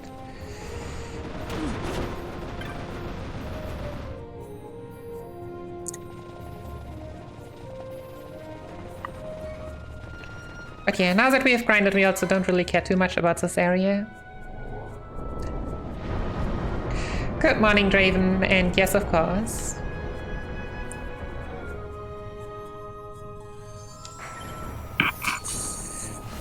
Oh yeah, Pirate's Nest, that was a thing. That was like hunts that are not really hunts, even. I have not gotten into that ever. There's a lot of content in Final Fantasy XII. There's just a real lot of content. And most of it is good! That's the fun part! Also, that save point's a mimic. Also, that green save point's a mimic and will attack you if you touch it. True. Are there green save points? Sorry, go on. No, I'm just confused. Green save points. Are those actually a thing? Like, would that be an obvious bait thing? Yeah, so green are the obvious mimic blue crystals. There's also, I believe, one mimic orange crystal, which is still orange.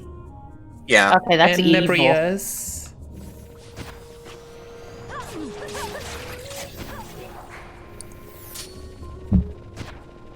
But that's one of those areas that we just don't go to. Which, in a sense, is sad because it's there, and in another sense, the Brias and Nabudis have a lot of traps, so in that sense, we really are not too unhappy to not go there. So yeah, just for absolute safety, let's get that ruby ring to be fine on money already. Perfect. Alright, statues. Rotate counterclockwise. But yeah, we now have to like move 3 statues into a certain position. Ironically, they are never in the correct position by default. But they can be there with their back turned to their goal, so then we have to turn them twice.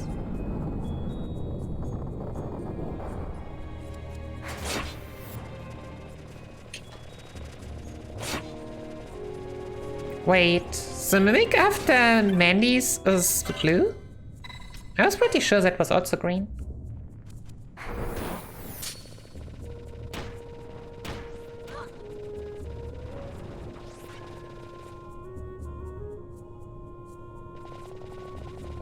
I always found the orange one interesting because it's not in a place that you would think that you'd be able to teleport to anyway, and so when it attacks you, it's a little less surprising. Alright, next. Quote-unquote boss after Tyrant and possibly Elder Worm. This is like the biggest joke of a boss ever, probably. The gimmick though is that like people in metallic are like with metallic equipment are slower. Well, fun fact, yes, Bash is slower, but Ash has mystic armor and a katana. Ash just doesn't care at all.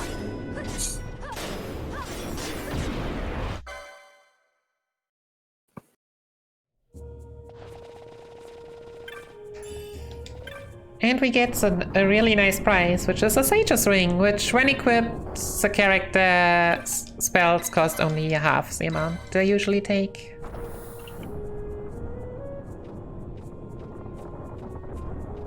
Yeah, but otherwise Viniscar gets absolutely destroyed.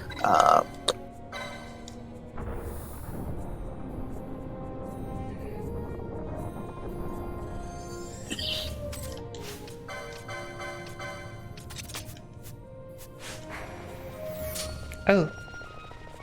Penelo, my dear, you are really out of MP right now. Well, let's see, if in doubt, there are elixirs and such. This place seems to have a relatively high mist concentration, as it's basically called of how much MP you can get back by simply walking.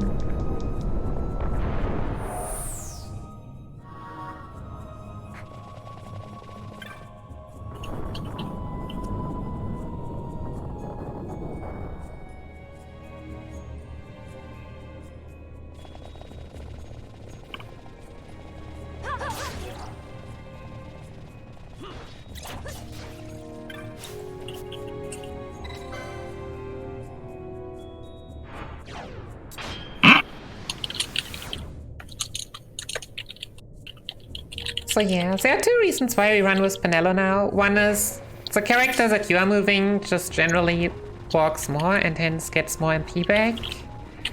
And for the next fight, which is Mateus, Mateus can put your characters to sleep. Which obviously you don't want your healer to be asleep too long. So there's equipment against that. Or what we are doing instead is we're just gonna run straight first into her so that Penelo will often enough just draw aggro again and wake up. But if Penelo were too far away, then, well, she would... The team could just die because she is asleep for too long. Oh yeah, I should run around, right?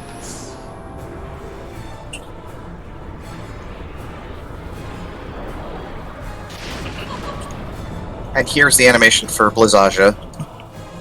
Yep.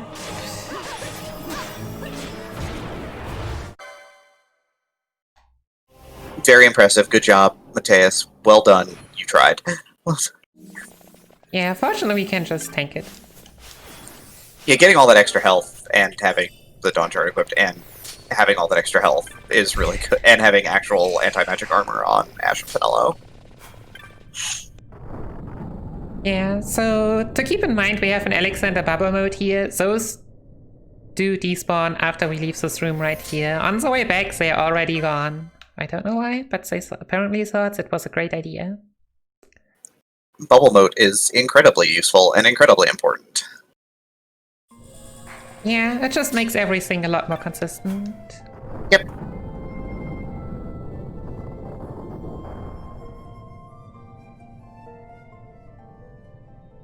Bubble status is real good in this game.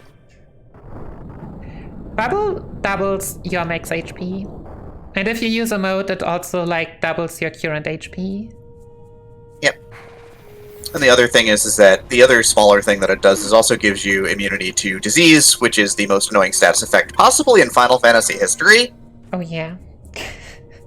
Because what disease will do, and you see disease in the last dungeon basically on every single enemy, more or less, applies the disease status. What it does is that it causes your damage to be taken from your maximum health, not your base health, not your hit point pool, which is real bad. It's fortunately not that bad, but yeah, you don't want to be inflicted with it. Yeah, it's real bad casually, at least, because Yeah, there's a for spell sure. that. There's a spell that removes it, but it's in a box in in a late zone that you have to know that it's there, and it's a 25% spawn, I think. And then otherwise, there's an item that you can only buy in like the last town in the game.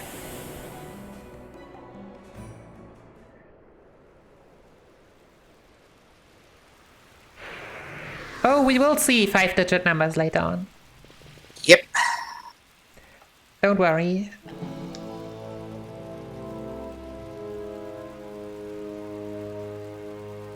And it's really satisfying.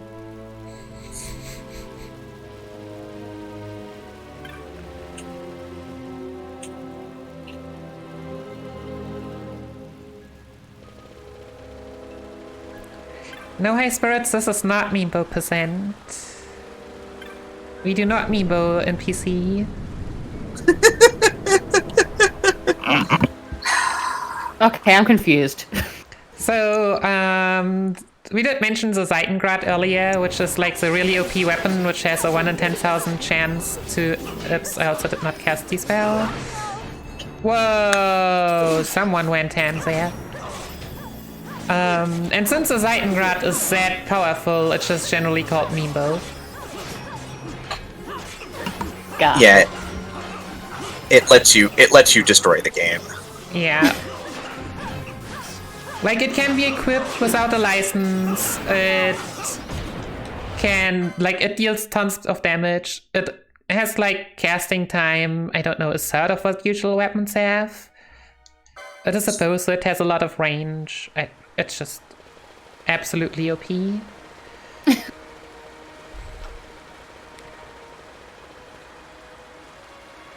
But yeah, that was Bergen. He can combo a lot, and then he has a bit more of a pushover, but... But you have to punch another judge in the face, and that's awesome. yes.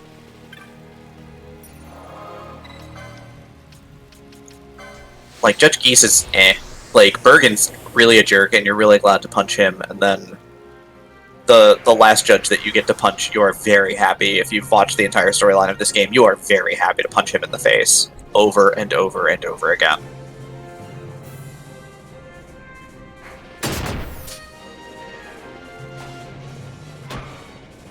Basically, Gabrantha's the worst. And we get to punch him, that one in the face as well. Which is great!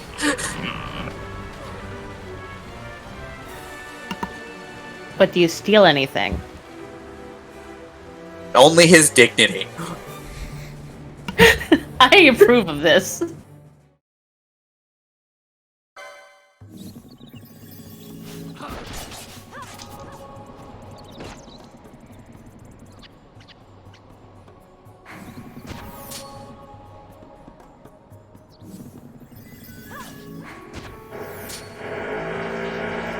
Please tell me you can't hear that right now.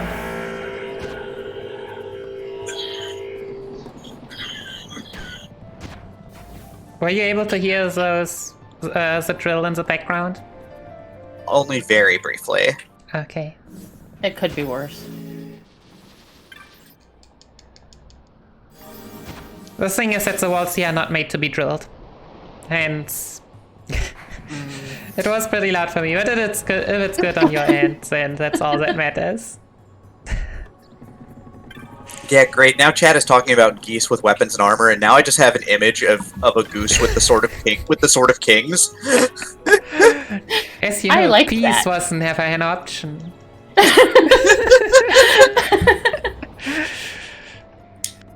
So this part we have to get the Mughals back to their boss because they're all slacking off because yeah, they're Mughals. They like slacking off. Yeah. We need them to build a bridge like this for Final Fantasy 1 or something.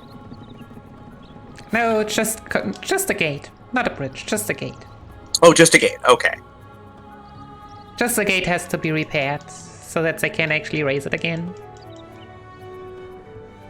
Like, these Mughals are literally named, like, Layabout. They're definitely lazy. They're adorable, and I love them, and I want to give them hugs, but... They need to earn their keep. They need to earn their hugs. They do. I'd hug them anyways, let's be honest. Yeah, I know. It's just so cute. They can be jerks even, and I would just hug them.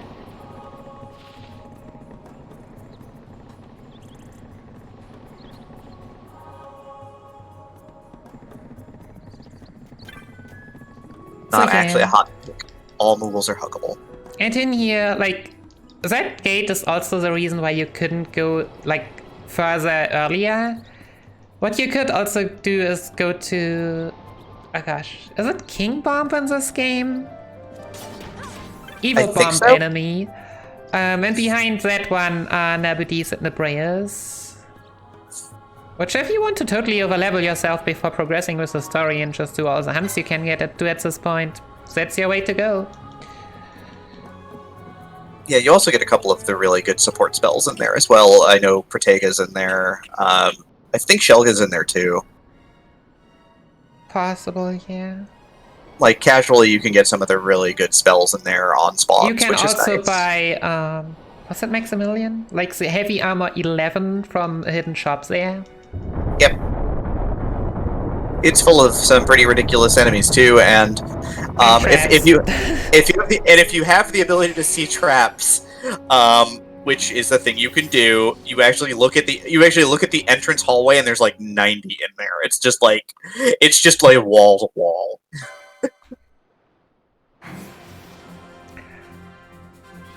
Alright, and now we are in Phone Coast, and we do what we've done with the past regions already. Run like heck. Yep.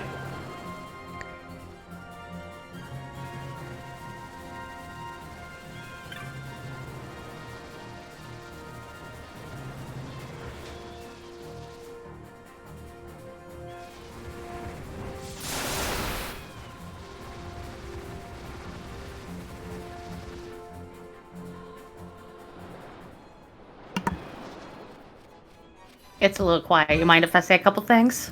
Go for it. Okay, so it looks like we have a trickle in of people in chat. I know that you guys are just waking up. So I wanted to remind you that this is Speedrun Ragnarok, run by the lovely, wonderful RPG Valkyries, and we are benefiting Take This. Take This is, well, amazing. They are a mental health nonprofit, and their main mission is to inform the gaming community about mental health issues, to provide education on different disorders and prevention techniques, and reduce the overall stigma around mental illness, which I think right now we need more than ever. So, if you guys want to donate, we're going to have in chat, ! Donate. We have a couple of prizes. You guys can check that out a little bit later when it's not so clogged up in chat. We'll do ! Prizes. And just let us know what you're looking forward to today. Give me some puns. Just cheer on Nikki. We'd love to hear from you.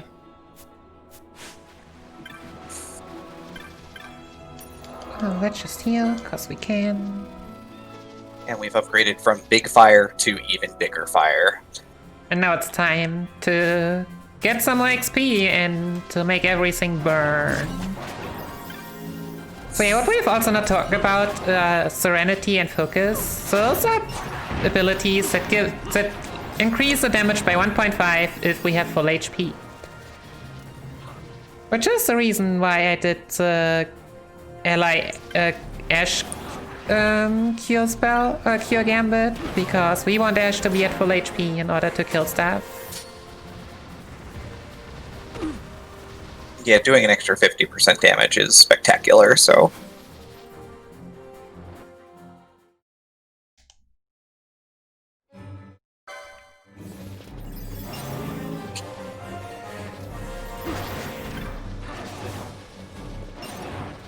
Grind to level 25. Yeah, I heard we can do more if we want to. We're in a marathon. We should be fine. I'll not do too much more, but I'll not. This is not the run to be cutting the grind short, which has already been cut short quite a bit. Oh, hey, a Virgo gem.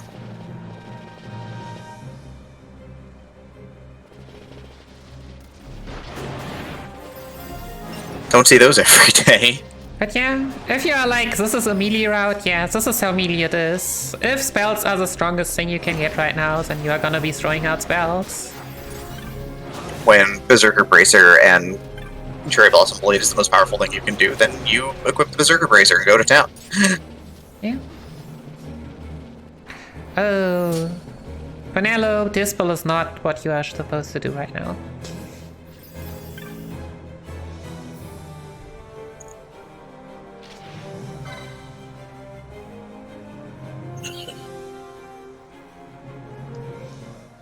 What? No, Ashes Swarm Agent Headsman.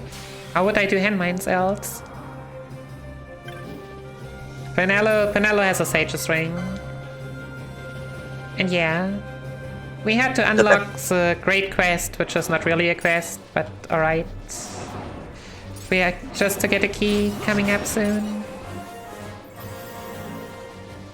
But yeah, in comparison, like, those curls don't give as much XP, but the snakes and the Malboros almost give like 2/3 of what the Dustia gave us earlier.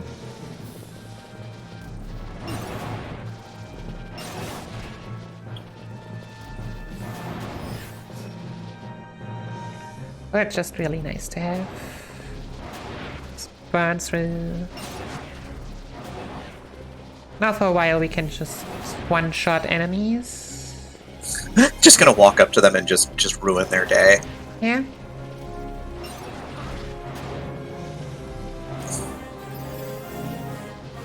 See, there's 25.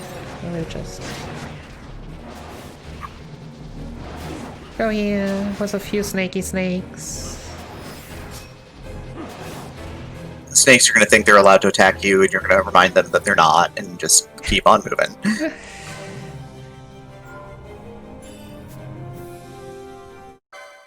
So yeah, and here we get just refilled again.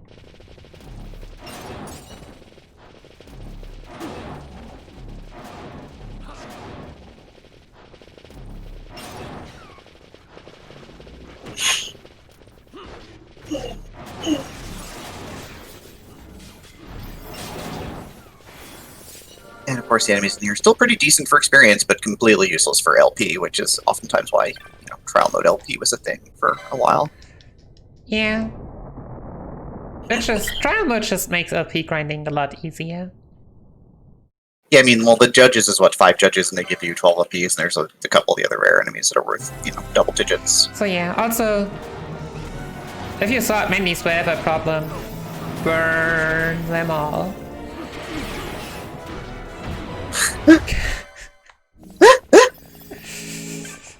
Yeah, Firaga is just by far the strongest thing you can have here right now. Yeah, and when you're with the Flame Staff and you're just fire-hogging for like 6k a pop, it's pretty good. Yeah.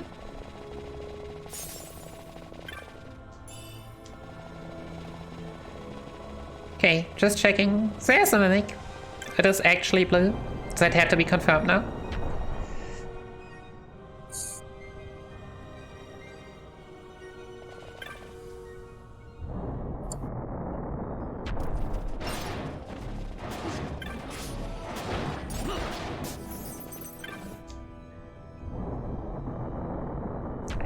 Yeah, burn them all. So you'll probably be out of MP before Ahriman, but...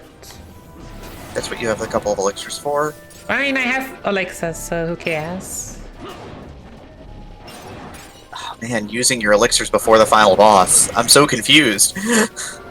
I mean, there's also only one I use at the final boss, like, consistently. And the rest is backup for things that might or might not go wrong.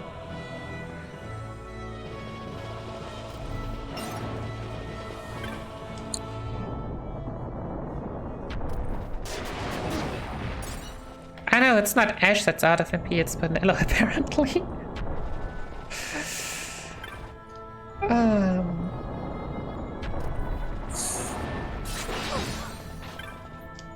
Because Vanilla has to cure Ash whenever Ash gets damaged. Well. Now, obviously, I still not use it. I mean, 114 MP. What could possibly go wrong?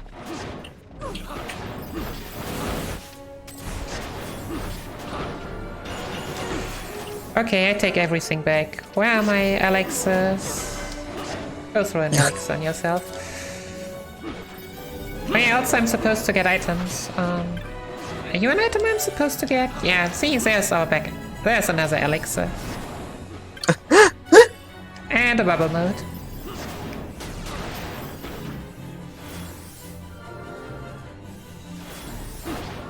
So yeah, and I mean, we can get immobilized sometimes, but it doesn't really matter because Ahriman just walks up to us anyway.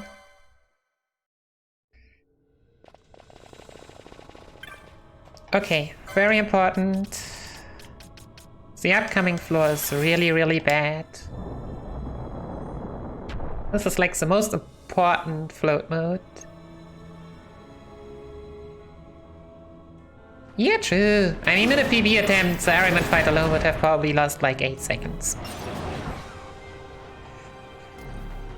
But let's be real here, what is 8 seconds in a marathon run? You got through it, you survived it.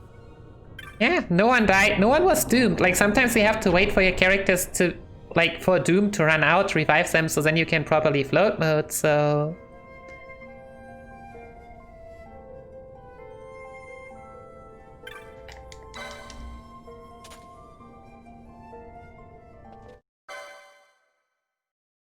More ancient technology. More ancient technology, aka elevators. Hey, look, magic. I mean, look, technology and magic are, like, and by the way, we are floating all throughout Acades. You will see us floating later on again.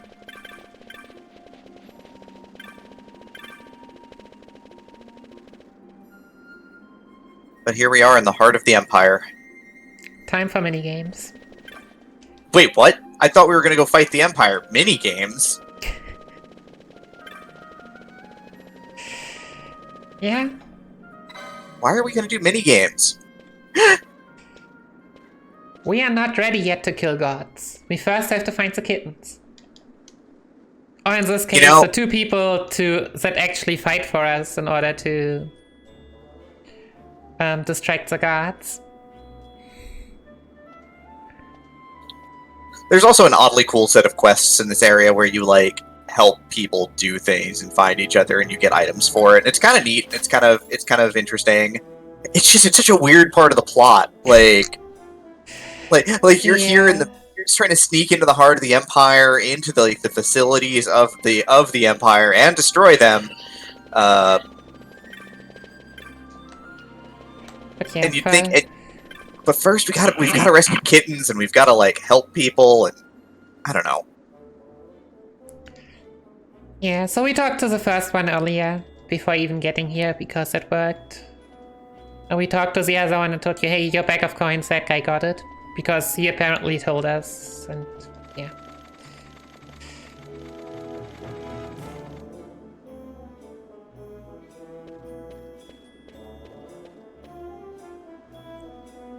I'm not sure if I've actually seen any goose or cat in this game. There might be a reason. They might be too powerful. Could you imagine the power of a kitten in the Final Fantasy XII world? Too strong. Way too strong. But yeah, coming up now at shops. So there are, I think, 24 in total, which you need to unlock like one map area in order to progress with the story. It was just 8 in the PS2 version and ICGS, I believe. 8 or 9? Yep. I believe 8. But now it's 3. Oh, I forgot something, didn't I? Ah, we'll do that afterwards. Let's first get our jobs.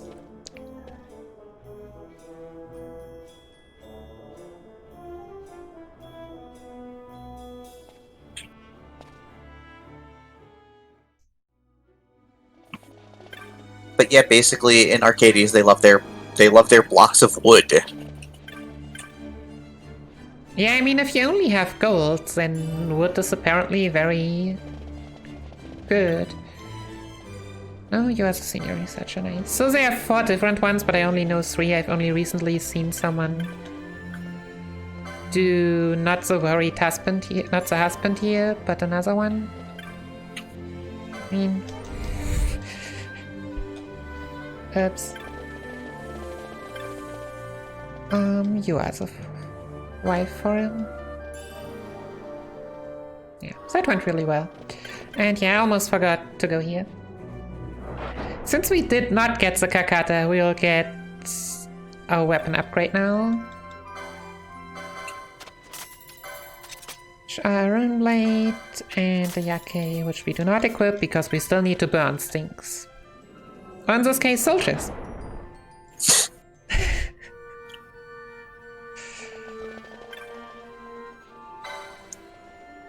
No, Nikki, Final Fantasy Type 0 is Final Fantasy War Crimes, not Final Fantasy 12.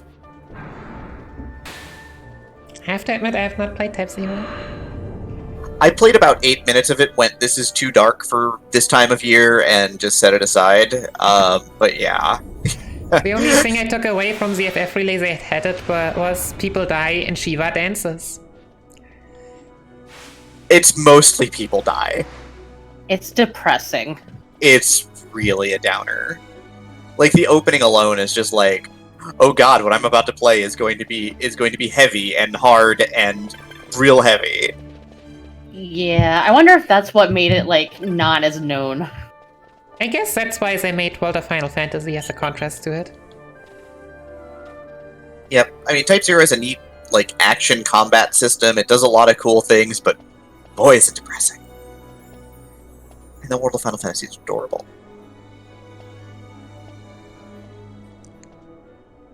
But World of Final Fantasy is adorable. It's adorable. It's dark, but it's mostly adorable. When you hide your dark content behind a layer of adorableness, it's a lot easier to swallow. Okay, I need to repress Type 0, so let's focus on something cute. Is There there are no anything cute? There are no Moogles in this town, and we mentioned that you can't see kittens, but we're gonna head on back. Why are you so cruel? I'm just realistic. It's fine. Demi, did I actually talk to any safe crystal? What's a safe crystal? Those things that heal you. No, It's I didn't. You're fine. It's fine. Everything's fine. I have Alex's. I didn't even use. No, I used mine for Ariman, but I still have an Yeah, elixir. but you got the elixir reload during the Araman fight, so you're still on 3 right now. So.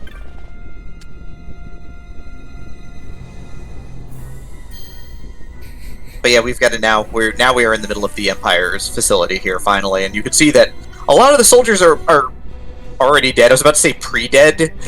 I'm sorry for that. Yeah, for some reason first we find out that the soldiers have been taken out by some force, and then we still have to fight soldiers. Like, that guy is not dead, you could actually talk to him. Yeah, his head's moving, but he's still having a real bad day. Yeah. Right, this is a name, Draklor Laboratories. Home of Draklor. So yeah, now that we have allowed the evil soldiers to appear, we can actually open the doors that we couldn't before. Yep, push buttons, open bulkheads, soldiers will Also, I pour should out have- at you. I should run with Bash at this point. So that Bash is the one that gets focused.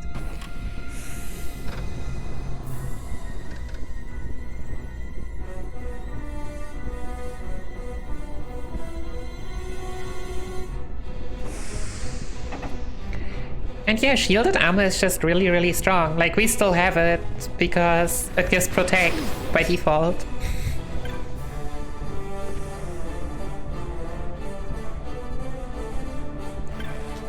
It just makes it viable for a long time.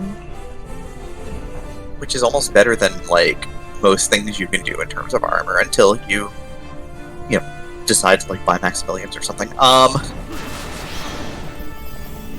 Yeah, like, you would be surprised, like, even if it's just numbers, they are actually, oh yeah, also they have magic blocks, those freaking soldiers. Like, what numbers can do, but at the same time, like, protect's good enough boost to make it this far. Which was also something that, when I first routed this game, I got other armor at this point already. Before I was able to find that out.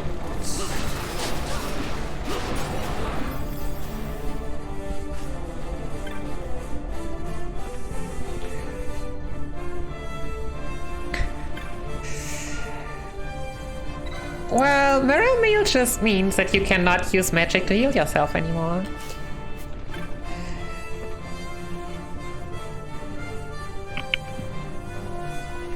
Okay, now that we have successfully killed all the soldiers for the last time, we will not. But just run through, because 5 soldiers are just a lot, and they actually hurt.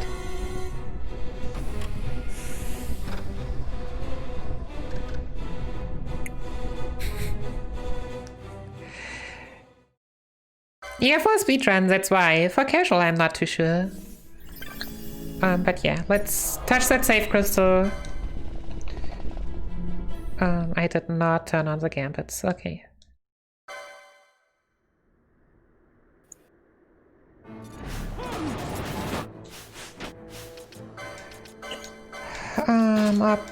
Optimize Berserk Braces, Sage's Ring. Because yeah, now they have Reflect. And now we can't cast Faraga anymore, but getting one off is already really good. Always hiding behind your toys. Because the troublesome part is, as you can see, Ash is still Berserk to deal a lot of damage, but that also means the damage can go everywhere. Yeah, the Rooks are just really annoying to deal with for the most part. They're fairly healthy for what they are, and so it's not a lot of fun to fight them. Yeah. But yeah, Dr. Sid is real evil. He does not understand the consequences of his actions. Also, I did not pay attention. Sid also knows Siphon, which decrease your MP by 100. And apparently Pinello right now has 2 MP.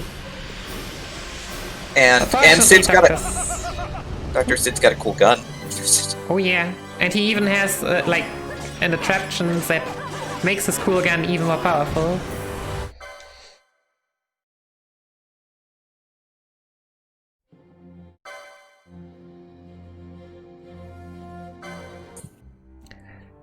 But yeah, fortunately he has quite a pushover. So that still worked out well. Yay!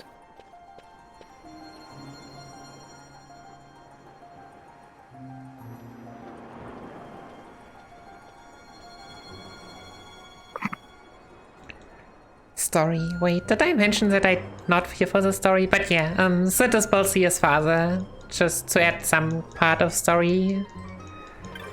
To basically give every character here relevance, except for Van and Pinello. Who? What was that? We do not need the Yake anymore. Not need this.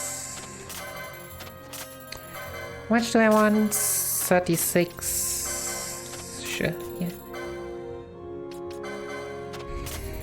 We did not get a Hypnocron drop, so we need to buy that one as well.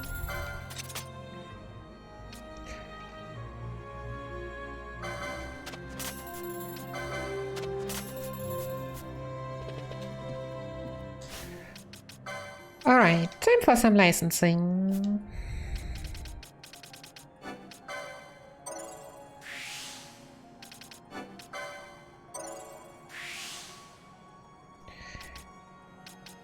Heavy armor 10.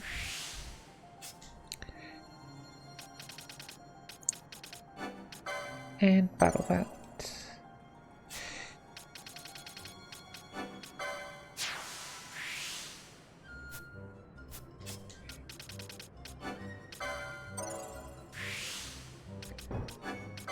So yeah, now it's just mostly auxiliary stuff, like more swiftness to fight faster and all that. All those things. Plus like the few things that we actually still need, like Kiraja. The best spell.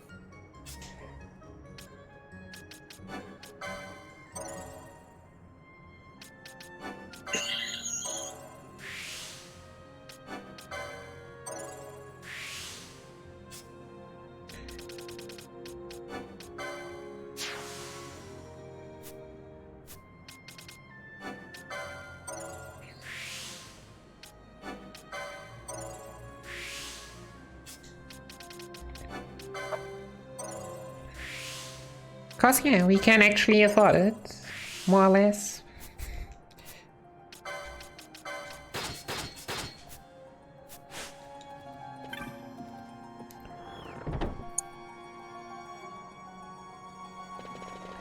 Alright, so that's our general equipment upgrade, and now to get some more items and...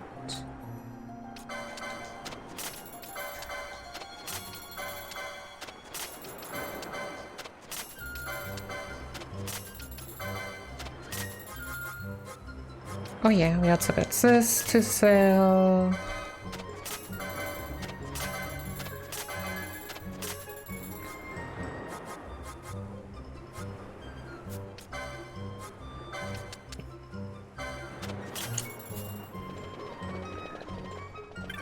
Buying some X potions and Kiraja.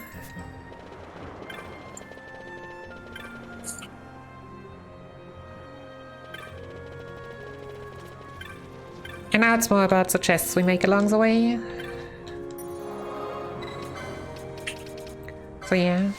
That shop here also on the Chocobo would sell you teleport stones if you were out of teleport stones here. Not sure how important it is for casual, but definitely nice to know. If you did not care about grinding them. Or if you get really unlucky in a speedrun.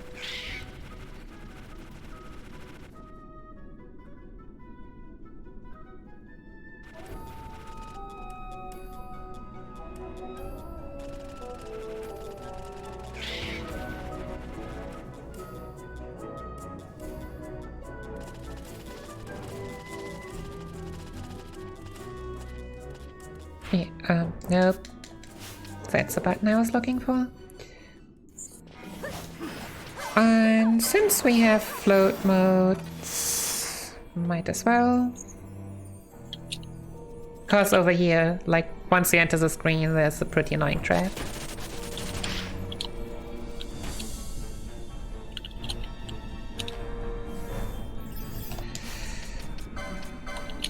Gambits. And salted tears. Cura to lower 50 Kiraja.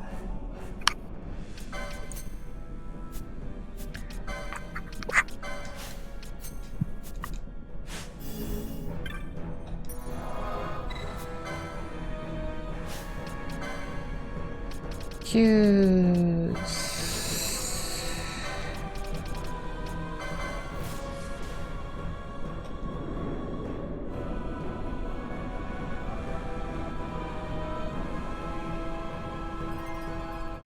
So yeah, the gimmick of Reflection now is it drains MP pretty quickly, but we also kill it pretty quickly, so...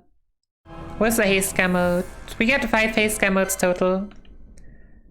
And use those on the most annoying bosses.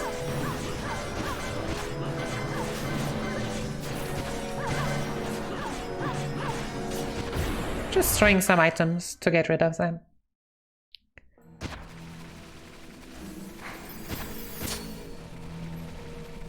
But yeah, you want to tear through that fight before, you know, yeah, before things get real bad with status effects. If things go really bad, then it can use Curse, really, which is like AoE, Confusion, Disease, all that stuff that you don't want to see. Except Immobilize, for that there's Immobilize guy. But yeah, which is why you want to keep your distance with Pinello. Also... yeah, I forgot something. Equip Pinello.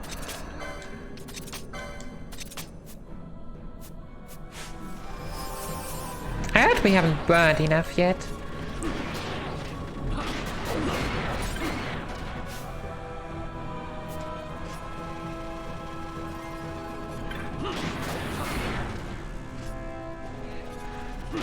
So yeah, here we have to kind of follow the traces that we get. Which level are we? 28, 28, 28. That's exactly where we want to be. And there's a bubble belt. Yep. Really great equipment. I just remembered it was there. But yeah, bubble belt gives you permanent bubble status, so permanent double health. It's a little unfortunate you only get one accessory slot in Final Fantasy XII, but it'd be kind of busted if you could equip more than one. Yeah, now we are getting to the point where we don't shop that much anymore, but we just find all the good stuff and treasures. That being said... bad enemy. We also have a defender here. Also, totally not pay attention. I just assumed.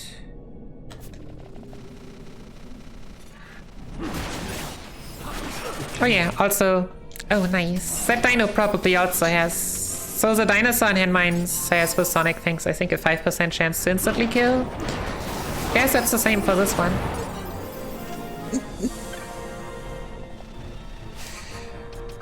$29. Oh really, Pinello? I'm not exactly sure how it works here, but yeah. So yeah, for this gate we need Belias, and only Belias. You are guaranteed to have Belias at this point in time. You can't not get Belias. True. There was a time where I tried opening it with Matthias, but because Matthias was actually useful to get. Yeah. Game said nope.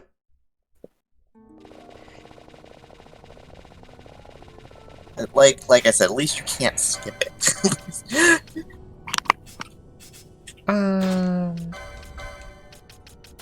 Bubble Bell, Berserk Braces, Sage's Ring. Wait.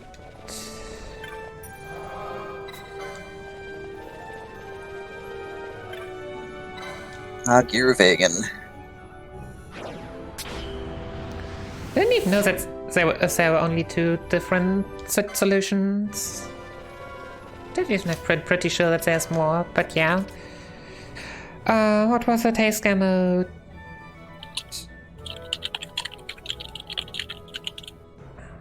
Taste mode back is this one, yeah.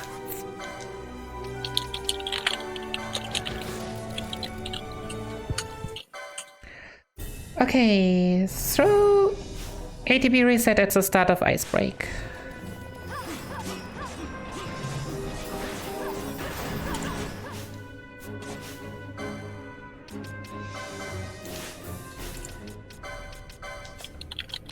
Remove all, optimize.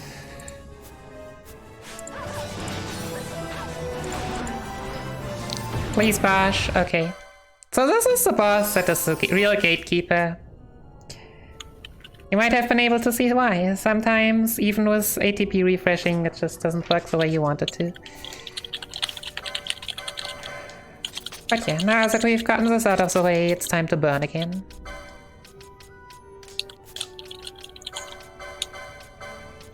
So just use the gold amulet.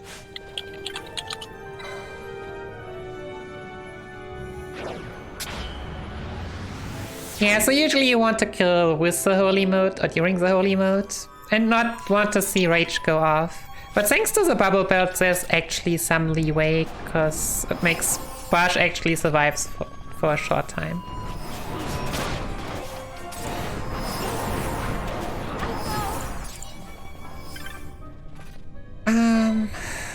Do I want to know why you're already out of MP again? I know. Right, this place shouldn't care too much. So yeah, this place again, high mist concentration, so MP gets refilled pretty quickly. All we are doing here is touch this, switch, and then we'll make a run for it. Mithril golems are a real pain in the butt, mostly, so... They're just pretty tanky, don't give any real benefit, and also this is the last switch we need to activate on this floor.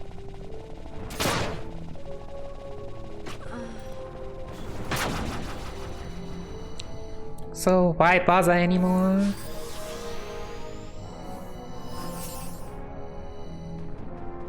I forgot. Dang.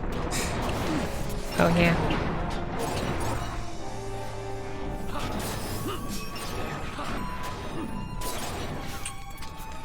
I do believe I can just make a run for it.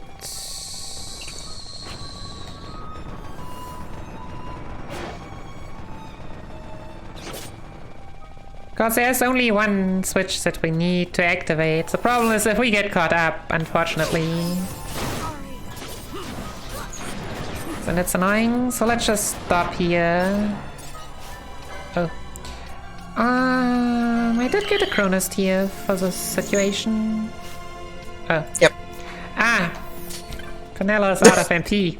Yeah, good point. Just run, But yeah, running through here also results in the Mithril Golem from despawning, which is neat. But yeah, those Vivians can deal, as every good Marlboro, a lot of bad status effects. So while you're zipping through here, we did get one donation fairly recently, if you have a moment. Yeah, sure. We received $100 from Toffness stating, having done a BS hack job converting a Game Boy game to Game Boy Color purely for the CPU bump, I have nothing but respect for the full colorization hack of Super Mario Land 2, and more people need to see it. So yeah, this went towards, that went towards the Super Mario Land 2 6 golden coins upgrade to the DX version, the colorized version, which is at 160 of 350. We also do have some other donation incentives going on right now for Superman. We have the Japanese version differences showcase. And for Bug Fables, we have play a game at the Termicade. Superman's at 30 of 200, and Bug Fables is at 25 of 250. And of course, all of your wonderful donations and your generosity will go towards Take This, which is a wonderful mental health charity that focuses on the mental health of gamers and the gaming community, which is just fantastic.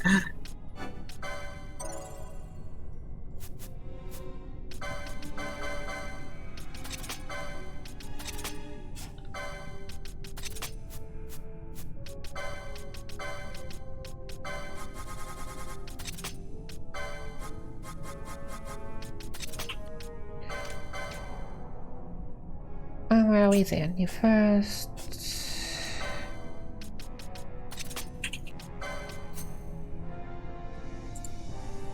Yeah, so it should go there. Also it doesn't.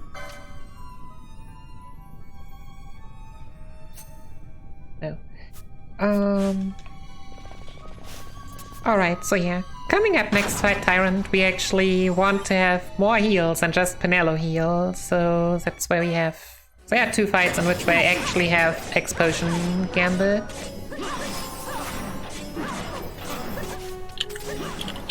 Let's take a step back with Penelo, though.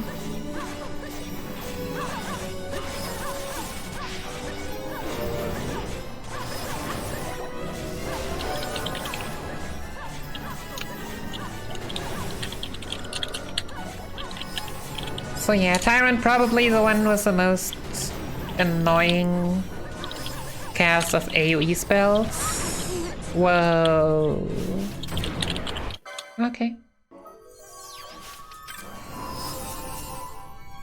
Casually is probably supposed to get the Aegis Shield, which is in the area earlier. Like, if you go a bit further after the last switch, after the one switch we got, then it's there, which has a lot of magic block. We don't need that anymore.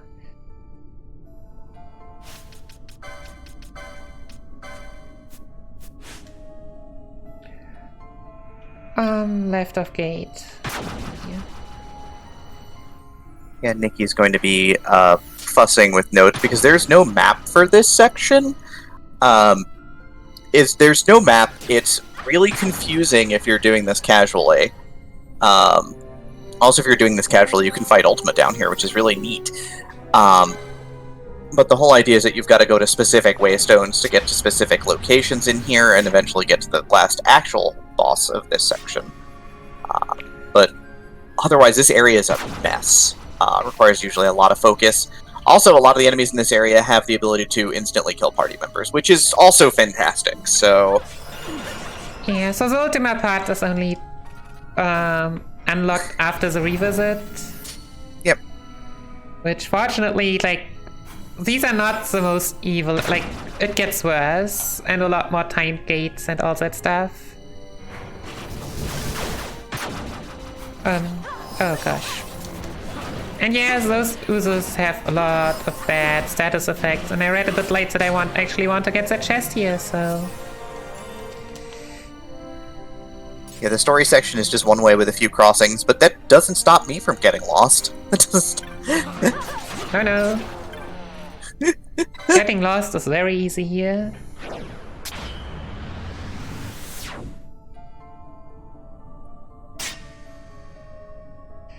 But yeah, grabbing that gold hairpin's really nice. Really good piece of armor.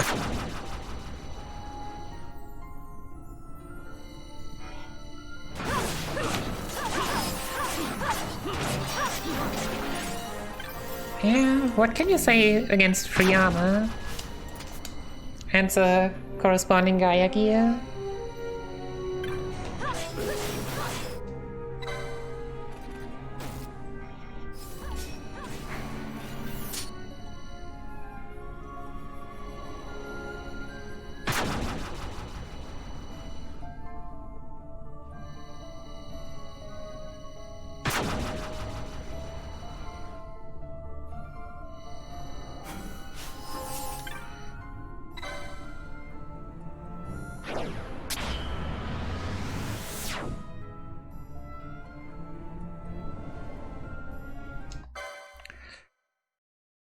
Alright, into the next boss. So I didn't talk about it, like Daedalus was weak against Holy, which is why I used the Holy mode. Tyrant was weak against Ice, which we really didn't want to abuse, or couldn't properly.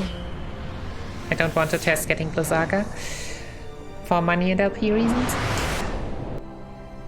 And Shem is kinda weird in the fact that Shem has random elemental weaknesses. So in the end, we just fire through. Shemazai is weak to sword. Yeah, so Shemazai has even stronger spells than Tyrant, but fortunately, they're just single target. And they are pretty slow. So as you can see, you can just revive and heal up before the next attack even happens. Yeah, the enemies are also just as consequently stuck in their spell animations as the player characters are, interestingly enough. So when Shemazai casts Flare, just sort of stands there for a minute and just... Oh yeah. Just lets lets you just hack away. You don't really care because, well, I mean, Shemazai one-shots their characters. Good job, Shemazai.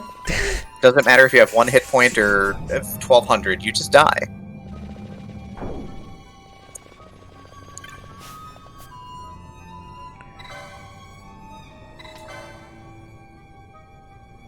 Alright, and that was, well, the final boss of Shiro Wagon.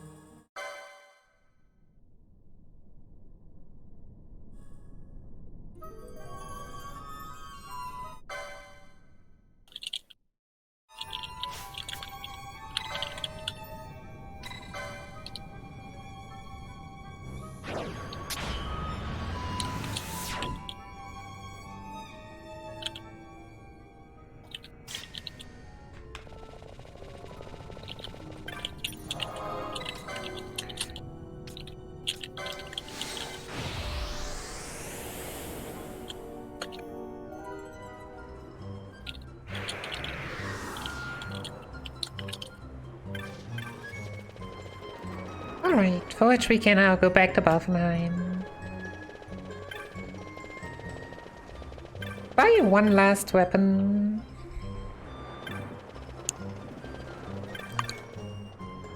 Which, I mean, with all those leftover set we have, obviously is pretty easy to afford. Takes that room late. Cause the Amino... those katana is Wind Elemental. Amino Murakumo? I believe. And, well, Wind is special in that case that I think 2 enemies are weak to Wind and 2 enemies are strong against Wind, so it is helpful, but not everywhere.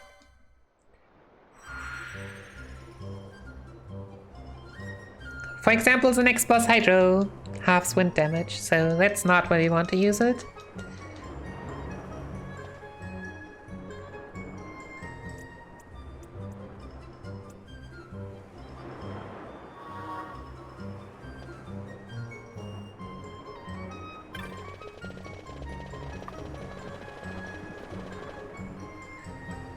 So they upgrade your airship so that you can fly darn near anywhere now.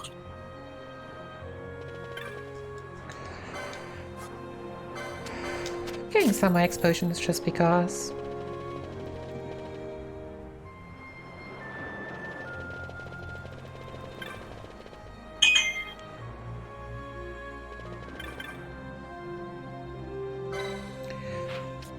Yep, even though Balthea is already a Sky Pirate with his own airship, for some reason we're not able to use it.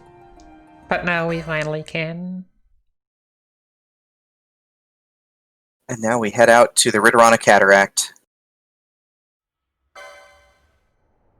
where we're going to have to join 23 other players to raid the area, because this is a Final Fantasy XIV joke that I can't finish right now, because I don't know where I'm going with it. It's fine, you tried. You got further than last time. Wow.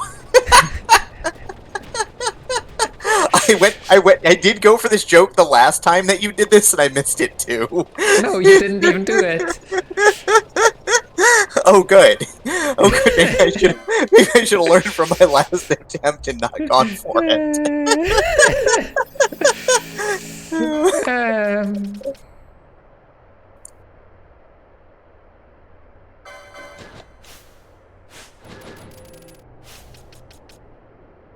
Gambit, Threaders. Nope.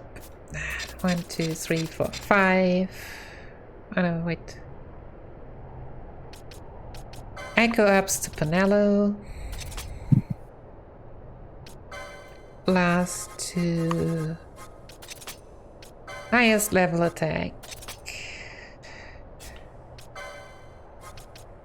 So we also get 3 serums to actually cure Echo ups. What? To actually cure disease.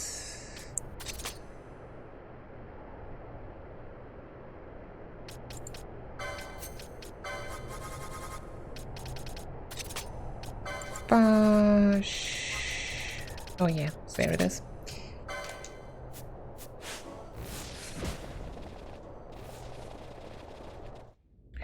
So yeah, and Hydro, once again, we just want to smash as quickly as possible. That's fine. Switching in case of Viega to Elixir, just in case. Didn't need it, but better safe than sorry. In old ICGS times, this boss was really difficult.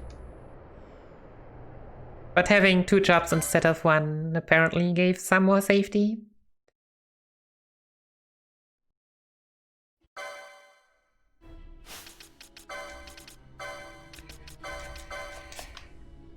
Oh yeah.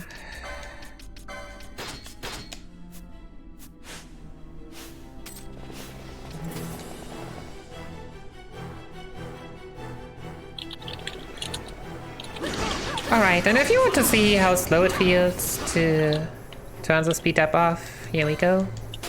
But catching those Black Ops without turning speed off is also not really a thing. Yeah, they fade away real quickly, and it's real bad. Also, Penel's about to die. And Yeah, Penel got doomed. That's the start of the fight by Hydro.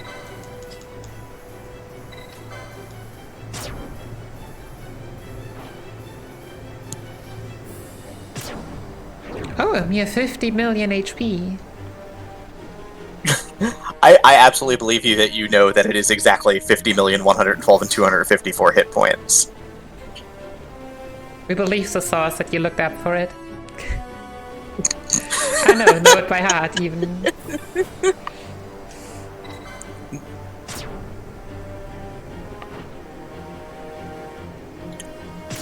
Yep, the very final hunt is Isomat, who we always seem to talk about at some point during the run because, you know, it's real interesting.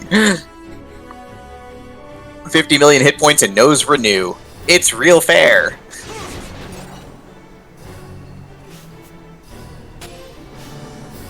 Now that I think about it, it's probably faster to switch to 2x speed, but at the same time that would mean actually taking my hands off the controller and heading over to the keyboard. And then I'm not sure if it's worth it anymore. That seems like a lot of work. Like for Dusty grind, it's okay, but...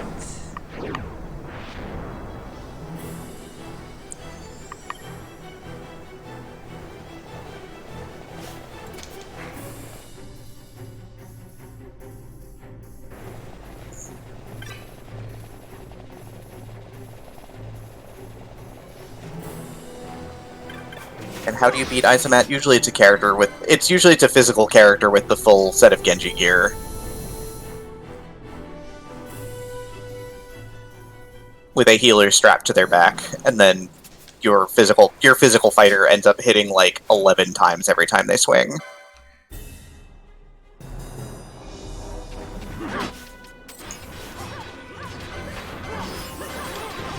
So this is Adamantoise.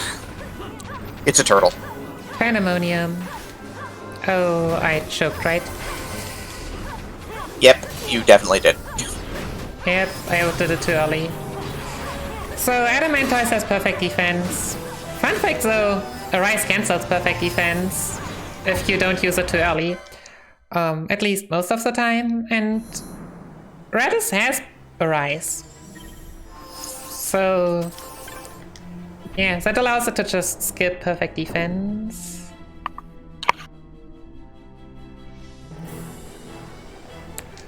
I don't know, let's just get Hermes sandals. We won't use them, but I'll probably just use them to restock on stuff on the final boss. Also, I don't want to go here. At some point decided that it's faster to just run through this hallway.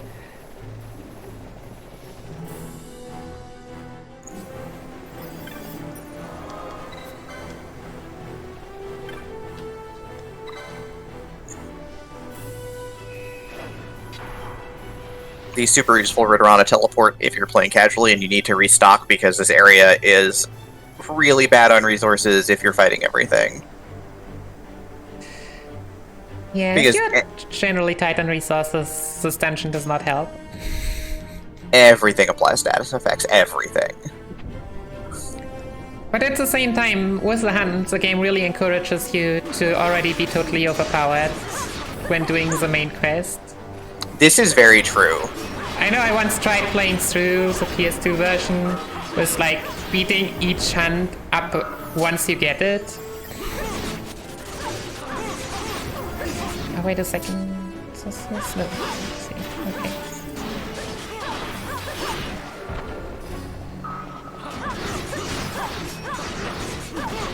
And then you finally get to the final boss, who for whatever reason scales with the amount of how's they even called?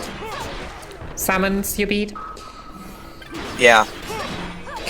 And you are surprised why that one is suddenly so difficult. Why that fight actually becomes a problem to a degree.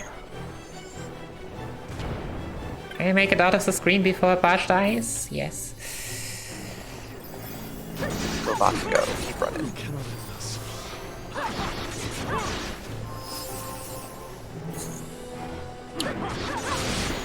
Bosch gets healed up before you even get the prompt to switch characters. I have 16 Phoenix Stone, 13 Gold Needles. That still looks pretty good.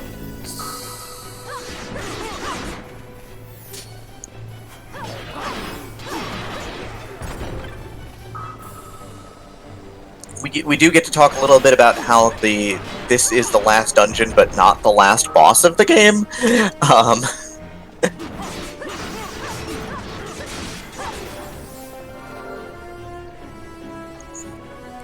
I mean, isn't that kinda... Oh no, it's not. Let's think about it. No, XII is in this final dungeon.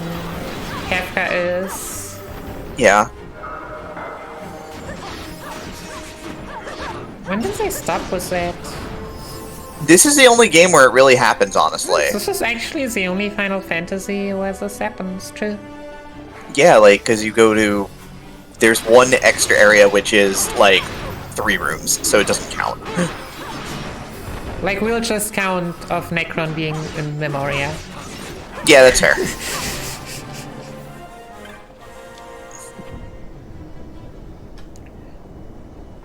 And FF10's final boss is weird, because the final boss isn't really the final boss, it's the boss beforehand, but they're in the same area.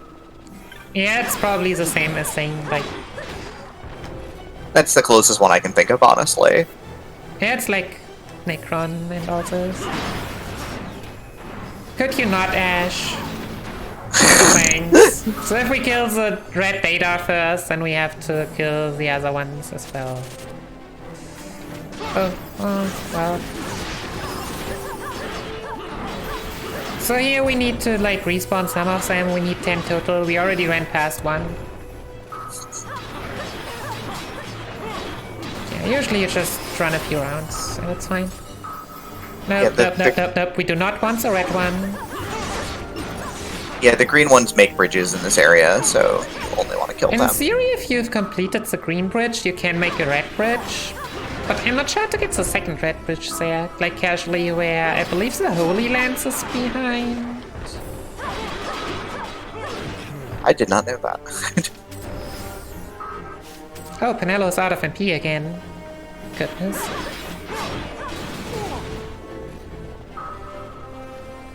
Yeah, and actually the mana regeneration in this dungeon's not great because the cataract actually sits above the mist.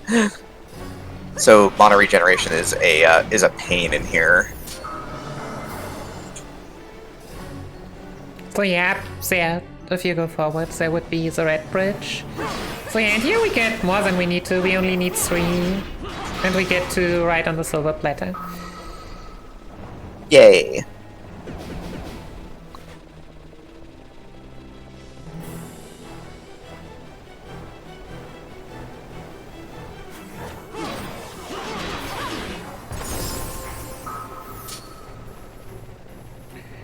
Ash dying there was actually not too bad, because Ash being a berserk character is slower than the other characters when running.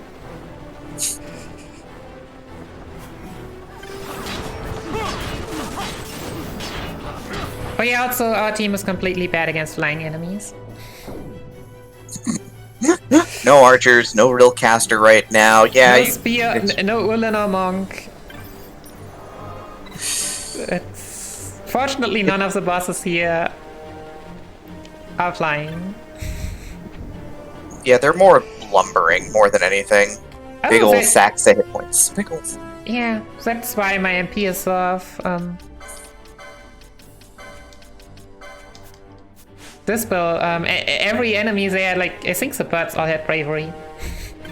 So this spell was supposed to be off. For that, we made it actually pretty far. Optimize. Golden Amulet. Sage's Ring, Flame Staff. Now we turned Kiraja back on. So I promised 5-digit numbers, right? It's time for the biggest numbers. I'm not sure if you are fan for it, but yes. So this fish is weak against fire. And no, there. 13879. Right in the screen. Right in the middle of your eyeball there. In slow motion because Lit was just dying.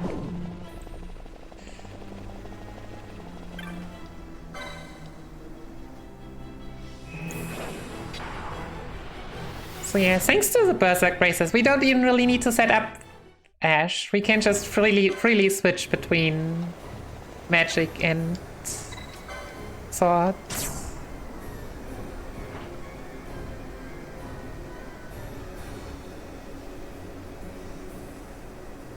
Oh yeah, no, of course we are doing map cheese. So here we have to give up one of 4 things. And this one is a map. And in the rework they gave us another map, so we don't really get even... We get rid of one map, but not of the other here. I mean, I could try and do it by heart, but I mean, it's way cooler to show off the cheese, isn't it? Because everyone likes cheese.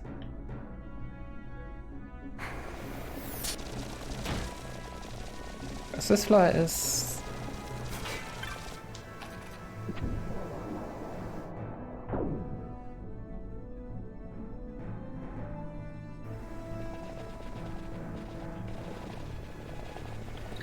Also, while we zip through, while we zip through floor 62 of this dungeon, this is just a little bit of a reminder that the next, coming up very soon, we do have Midnight Resistance from Lizstar, and then after that, this afternoon, we do have Legend of Zelda: Link to the Past Door Shuffle Enemizer race between Arborelli and Glitchwitch.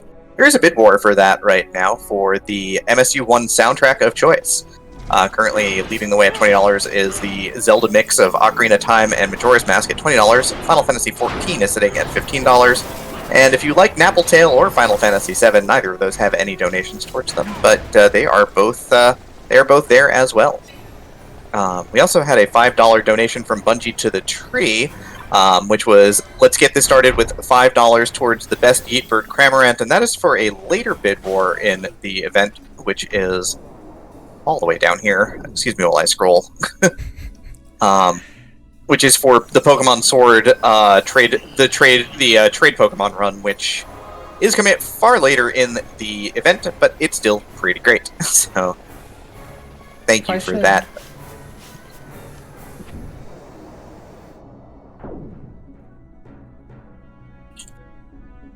Also, all Pokemon are cute. That's how that works.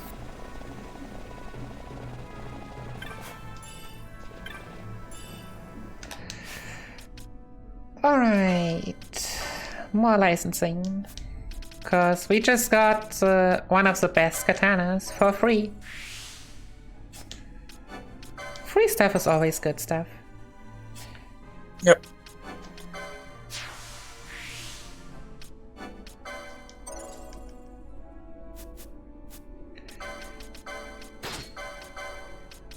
Optimize, braces, Sage's Ring. Optimize.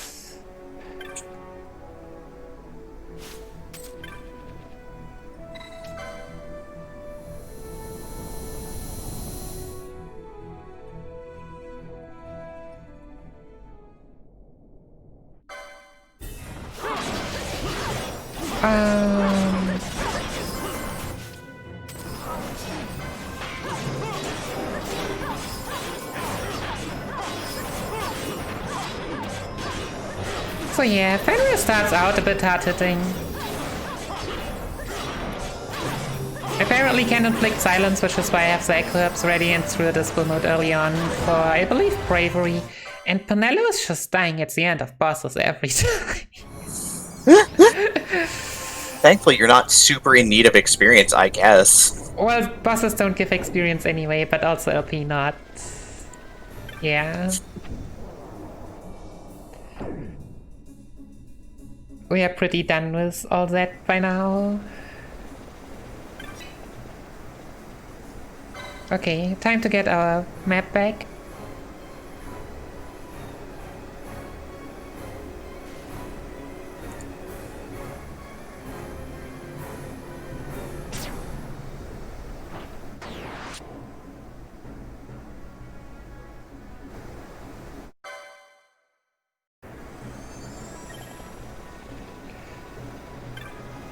Alright, no anti-troll, that's nice.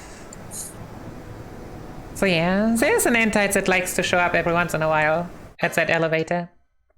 And just attack you. And just want to murder you. A big blue blob. Which we have seen the purple one in Giza Rains.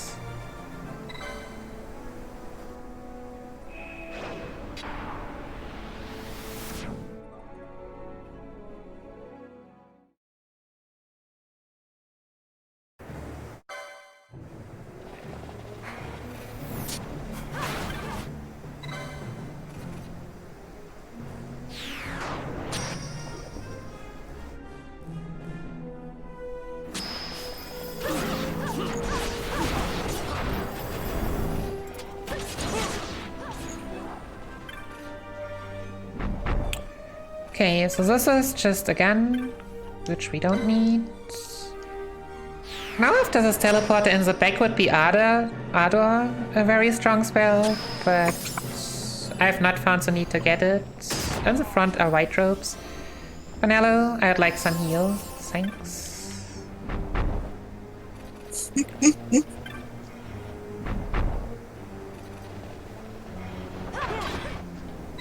So yeah, more flying annoyances.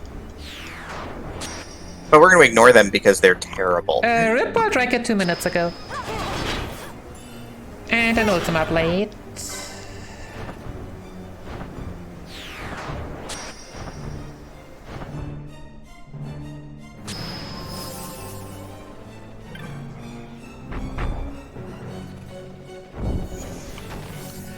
Oh yeah.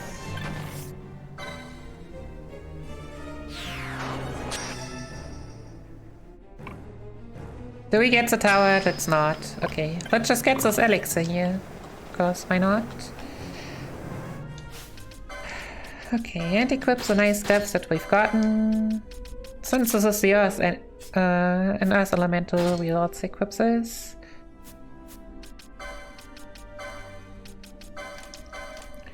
Turn those on for the fight. Vanilla Dispel on. Oh yeah, only float mode.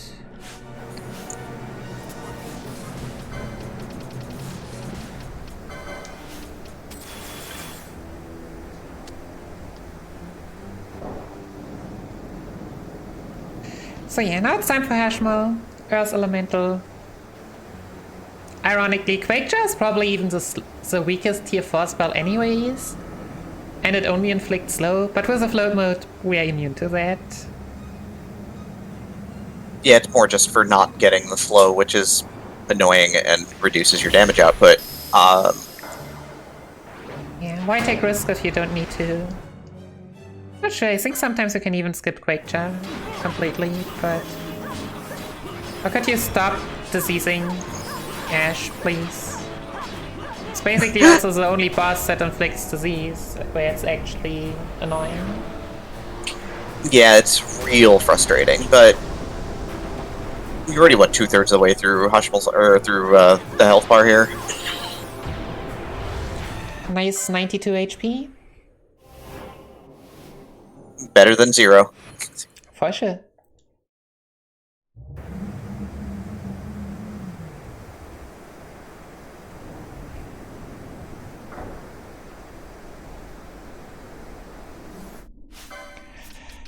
Of course. But yeah, we can turn this off already. Get Bash out.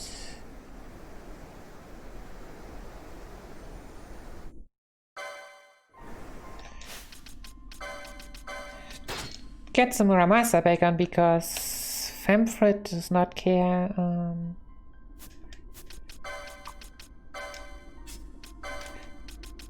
And this to highest level.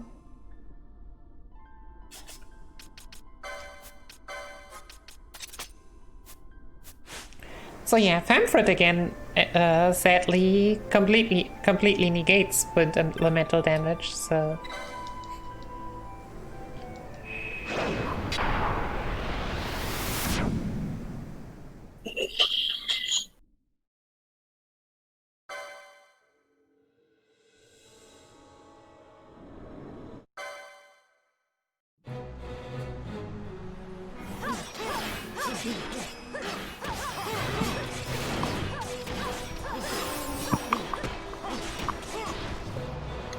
But now we're punching Gabranth in the face. I again did not touch the crystal. Yeah. Okay, outside did not go to haste. You know what? Party, get Bash back in.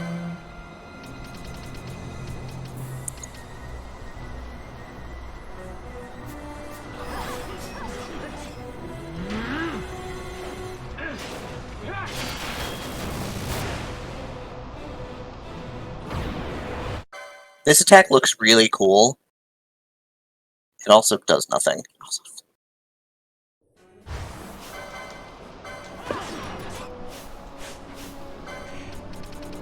Yeah, so let's just throw an elixir. If I ever mentioned that we are dealing damage too quickly. Everything survives now. I really forgot about touching the safe crystal. Oh, hello there.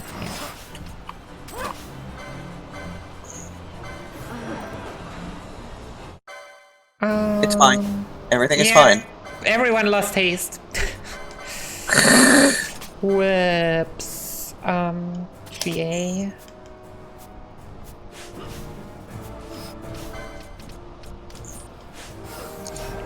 So that's a bit disappointing. Echo ups.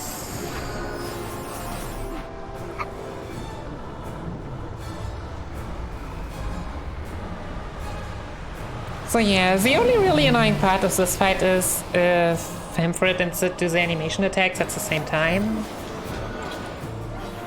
And the silence that Wataga can inflict. But none of those happened. Only Bash got silenced and no one cares about that. And yeah, He's not here to cast spells anyway. Yeah, we also went back to Faraga, because Femfrit is weak against fire, and why I did that later is because if you start with Faraga at the start, then we will run out of MP sooner or later.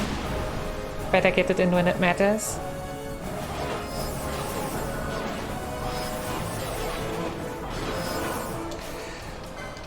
Then again, we still ran out.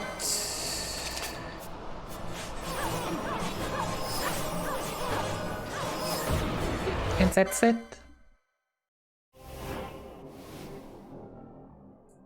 Yeah, if we had paid attention, Firaga on Femfrit also deals 5-digit damage.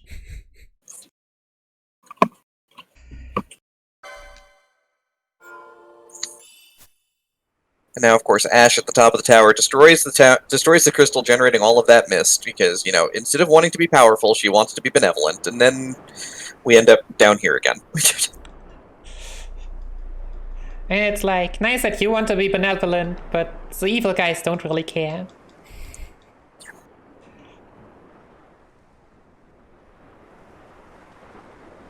Yeah, the evil guys really don't care.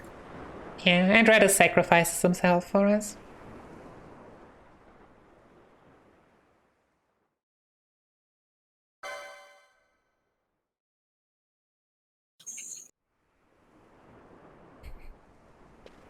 And while we're loading up the last bit of the game, we did get one $10 donation from ProfNest stating for science, and that went towards giving the later, we actually have two Link to the Past randomizer runs, that gave the later randomizer multi-world group run one of the sprites invisible for $10. Okay, so I got the Hami sandals. Let's just buy more. Where are my Phoenix Downs there? More stuff, more everything. Except serums, but nothing here inflicts disease anymore. Yep, we're through Disease Town.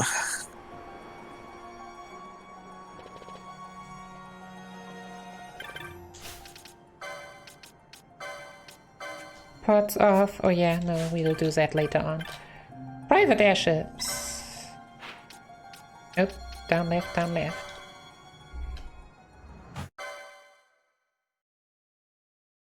And then we're off to the Bahamut. Invisible link sprites, that means bomb jumps are actually losing at least the visual cues most people have. Yep. Yeah, Bahamut turned from a dragon to an airship. Then again, Leviathan did too.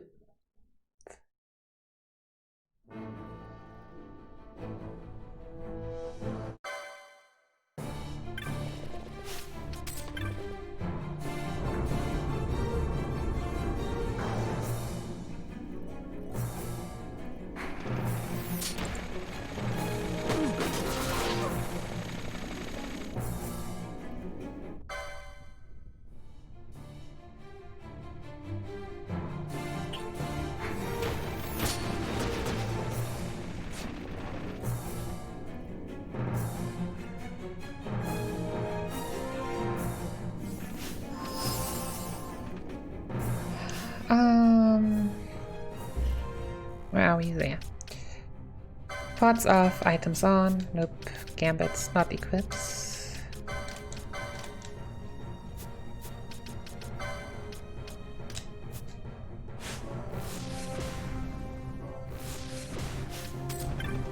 Why are we slowed?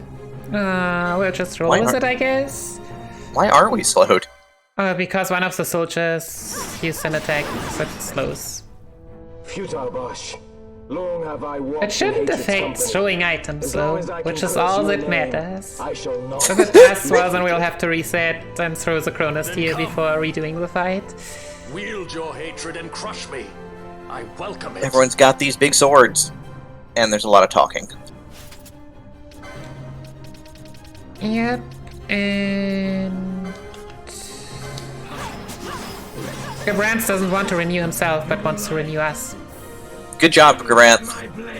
That's why I needed to put it on wait and select it on Gambit so I can throw a Reflect Gamut in time. Which apparently makes this fight a lot easier because, yeah, he doesn't get Enrage off in time. Because he just do dies. anything with it. He just absolutely just drops dead, and I mean every time you get to punch Gabranth, it's good. So When you are Gambit. Oh yeah.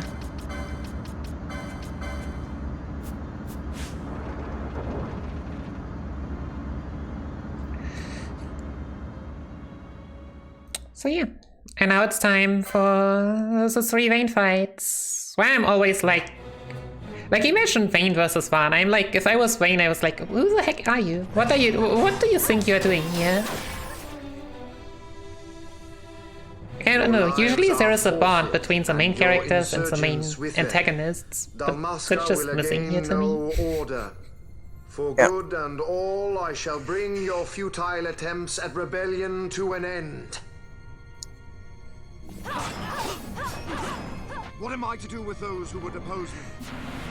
But show them death! Alright, that's the first animation attack. Hopefully we can skip the second one.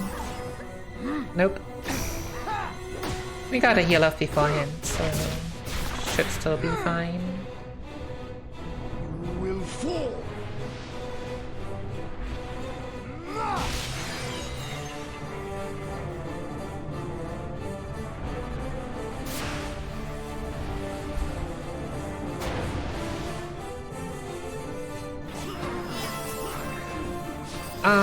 Yeah. Or Ash just dies. It's... But that's fine. Should be. We just need to get Ragnarok off in time. Kill some swords. Not die with Penelo. Like, Bash already rocks for 5.5k damage. So this fight is time-wise pretty random. For example, with the sword attack, which just sometimes doesn't happen at another attack that deals a lot of damage, and sometimes you're able to skip it.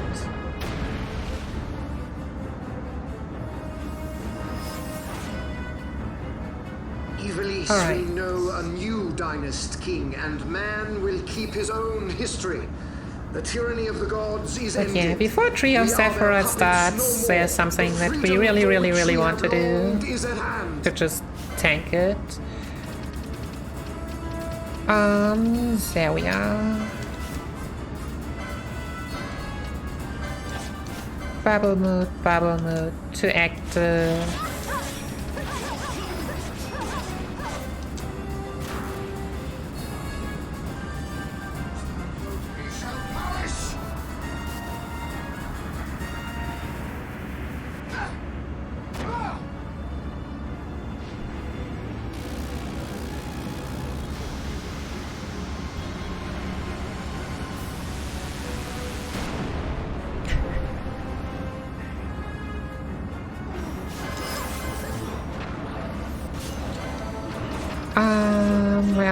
Where are we? Domain to Ash. So yeah, that attack can deal up to, I don't know, 3.5k, 3.7k. So that's why we just play it safe, throw it bubble modes. Oh yeah, I also need to use a haste mode. The last one. To haste mode.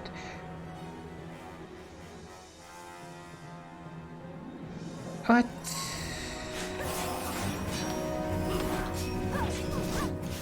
Piercing Sandaga. Yeah, no one cares.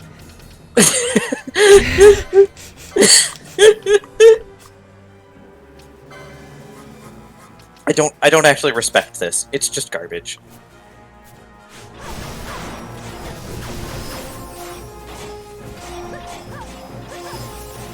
Bash, could you please move? So yeah, now we stack a lot of damage and we should just kill in time before anything. This is not good. We have not attacked for so long. If we get the physical barrier, then we are pretty screwed. But first we've got to deal with this attack because, you know, flashing explosions. And time. The force barrier takes us off, but did not get off, so fine. Yeah. This is FF12 any percent PC. Hope you all enjoyed it. Yeah, it was just impromptu. Earlier, well, my morning was like, we need to fill this time slot, and I was like, yeah, sure. I have some games. Yeah. Was a solid run. Like, for that, 315 was dying to boss battle. Yeah. Can't complain at all. 315 dying to Vossler and getting absolutely no steals whatsoever during the run.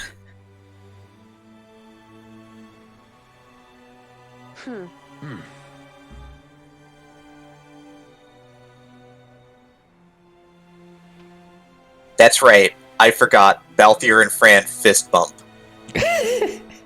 I forgot about that. Why do they fist bump? I mean, part of it was definitely, look, our characters can fist bump, we're Square Enix, but, like, why?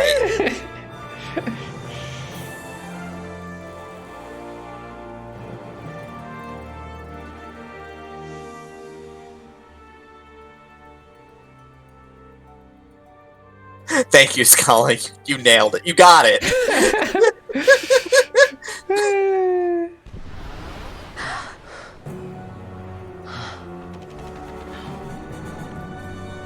Admittedly, in 2007, the technology to get two characters to kiss properly was not there yet. Yeah.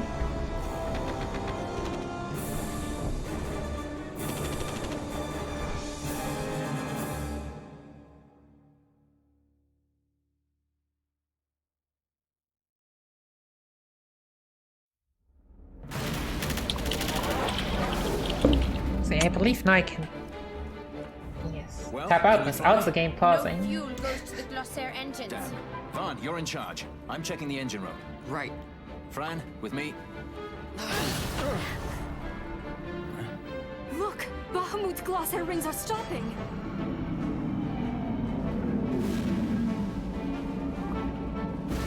So yeah, and we'll just enjoy the credits until I get told to sign off. You can fly her, Vaughn. Just do it like I told you. Don't worry. Penelope. Which, considering the estimate of the time slot was 3:30, it means we have some credits. See what I can do. Yay, credits. Don't worry, FF12 has good amount of credits. Look after Lhasa, will you? If House Solidor should crumble, the Empire would fail, and civil war would take us all. I understand. The Lord Lhasa is our last hope.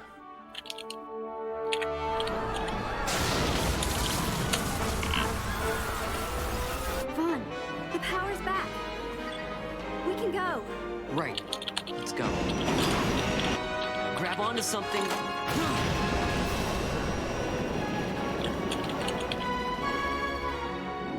Sir, it's the Stroll.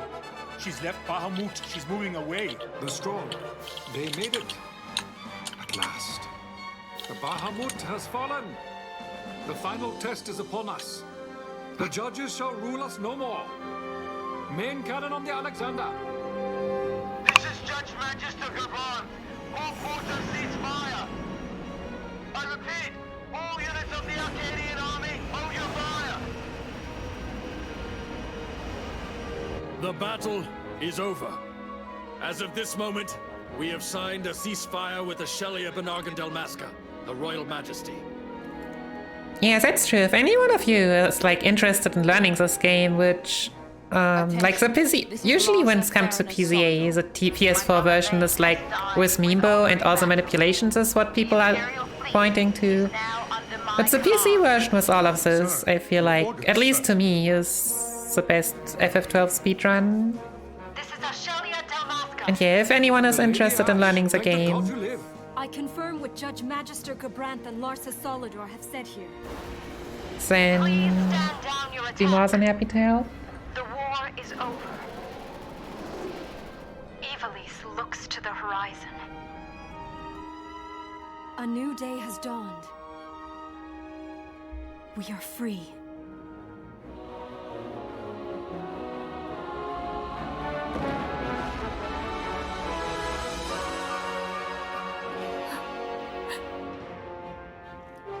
Look, Vaughn, the Bahamut.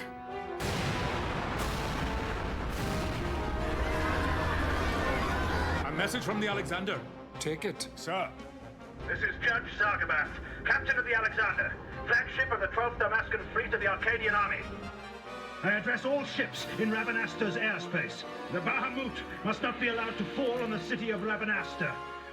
We are preparing to ram her. Do not interfere. Madness. Should she fall, the paling will not hold, and all Ravenasta will be obliterated. All ships, concentrate your fire on the Alexander's remains once Bahamut is clear of the city. Hasty, aren't they? I think it's a little early to be throwing away our lives just yet.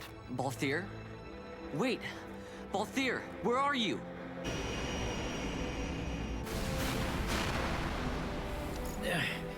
Oh, Vaughn. Sounds like you made it out okay. The Strahl's a fine airship, eh? What does he think he's doing? Balthier! Marquis, stop that fool judge on the Alexander for me, would you? Just getting somewhere with these glossair rings. Almost done. Don't want him ramming me before I fix them, do we? Balthier, do you understand exactly what it is you're doing? Princess! No need to worry. I hope you haven't forgotten my role in this little story. I'm the leading man. You know what they say about the leading man? He never dies.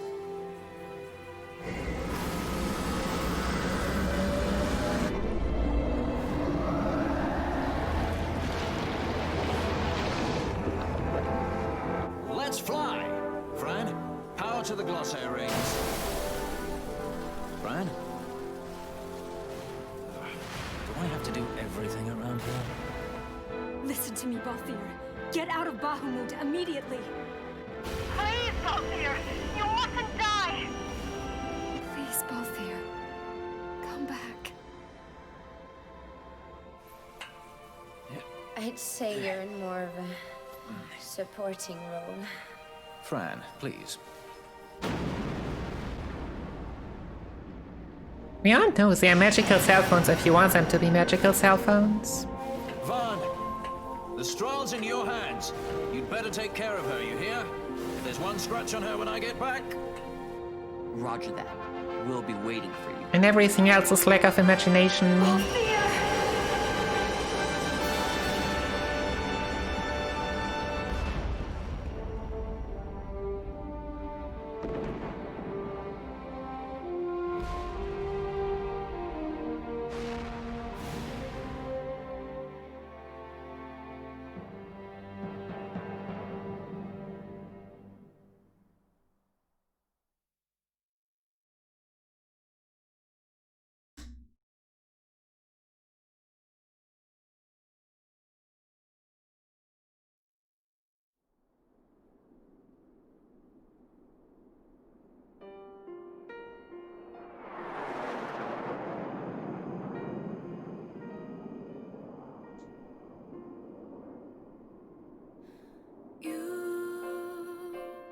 Say my love is all you need to see you through.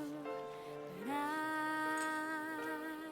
know these words are not quite It's hard to believe a year has passed so quickly.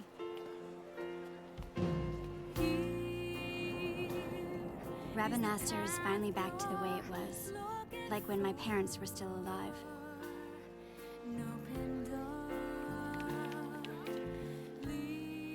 We've lost so much, but I think it's important to put the past behind us and keep our eyes on the road ahead.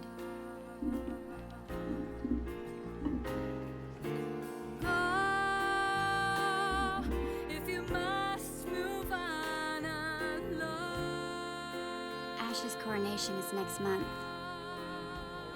She grows farther and farther away from us, but I guess that's how it has to be. She is queen now, after all.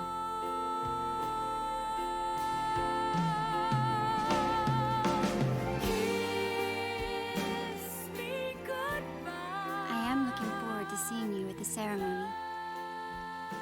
You called, my lord.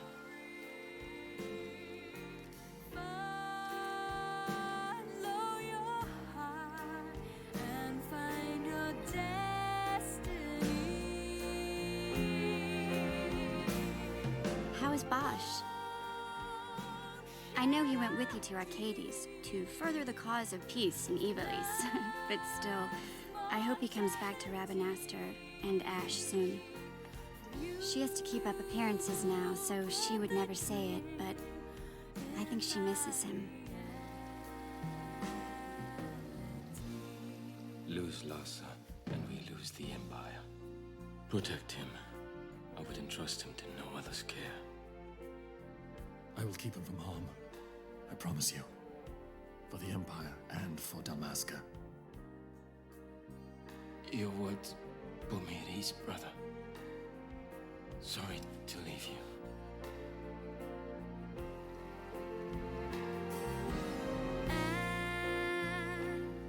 As time goes by, I know you'll see. This is me. I love you enough to let you go free. Oh, I haven't told you the most important part. Vaughn and I had been taking care of the straw, but it was stolen. We had just finished having her tuned up, too.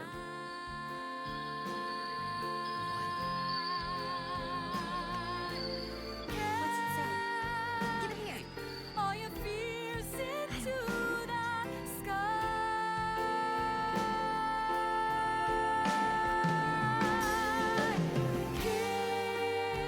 Kiss me goodbye. Actually, stolen might not be the right word. If her owner wants her back, there's not much we can do about it, is there?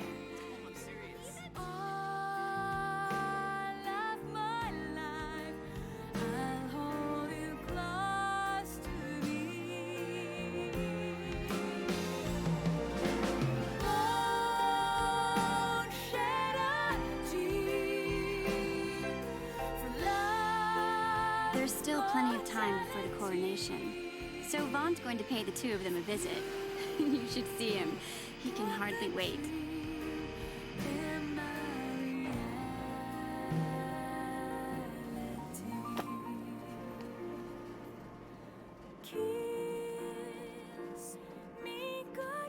I'll be going too, of course. Every good sky pirate needs a partner, right?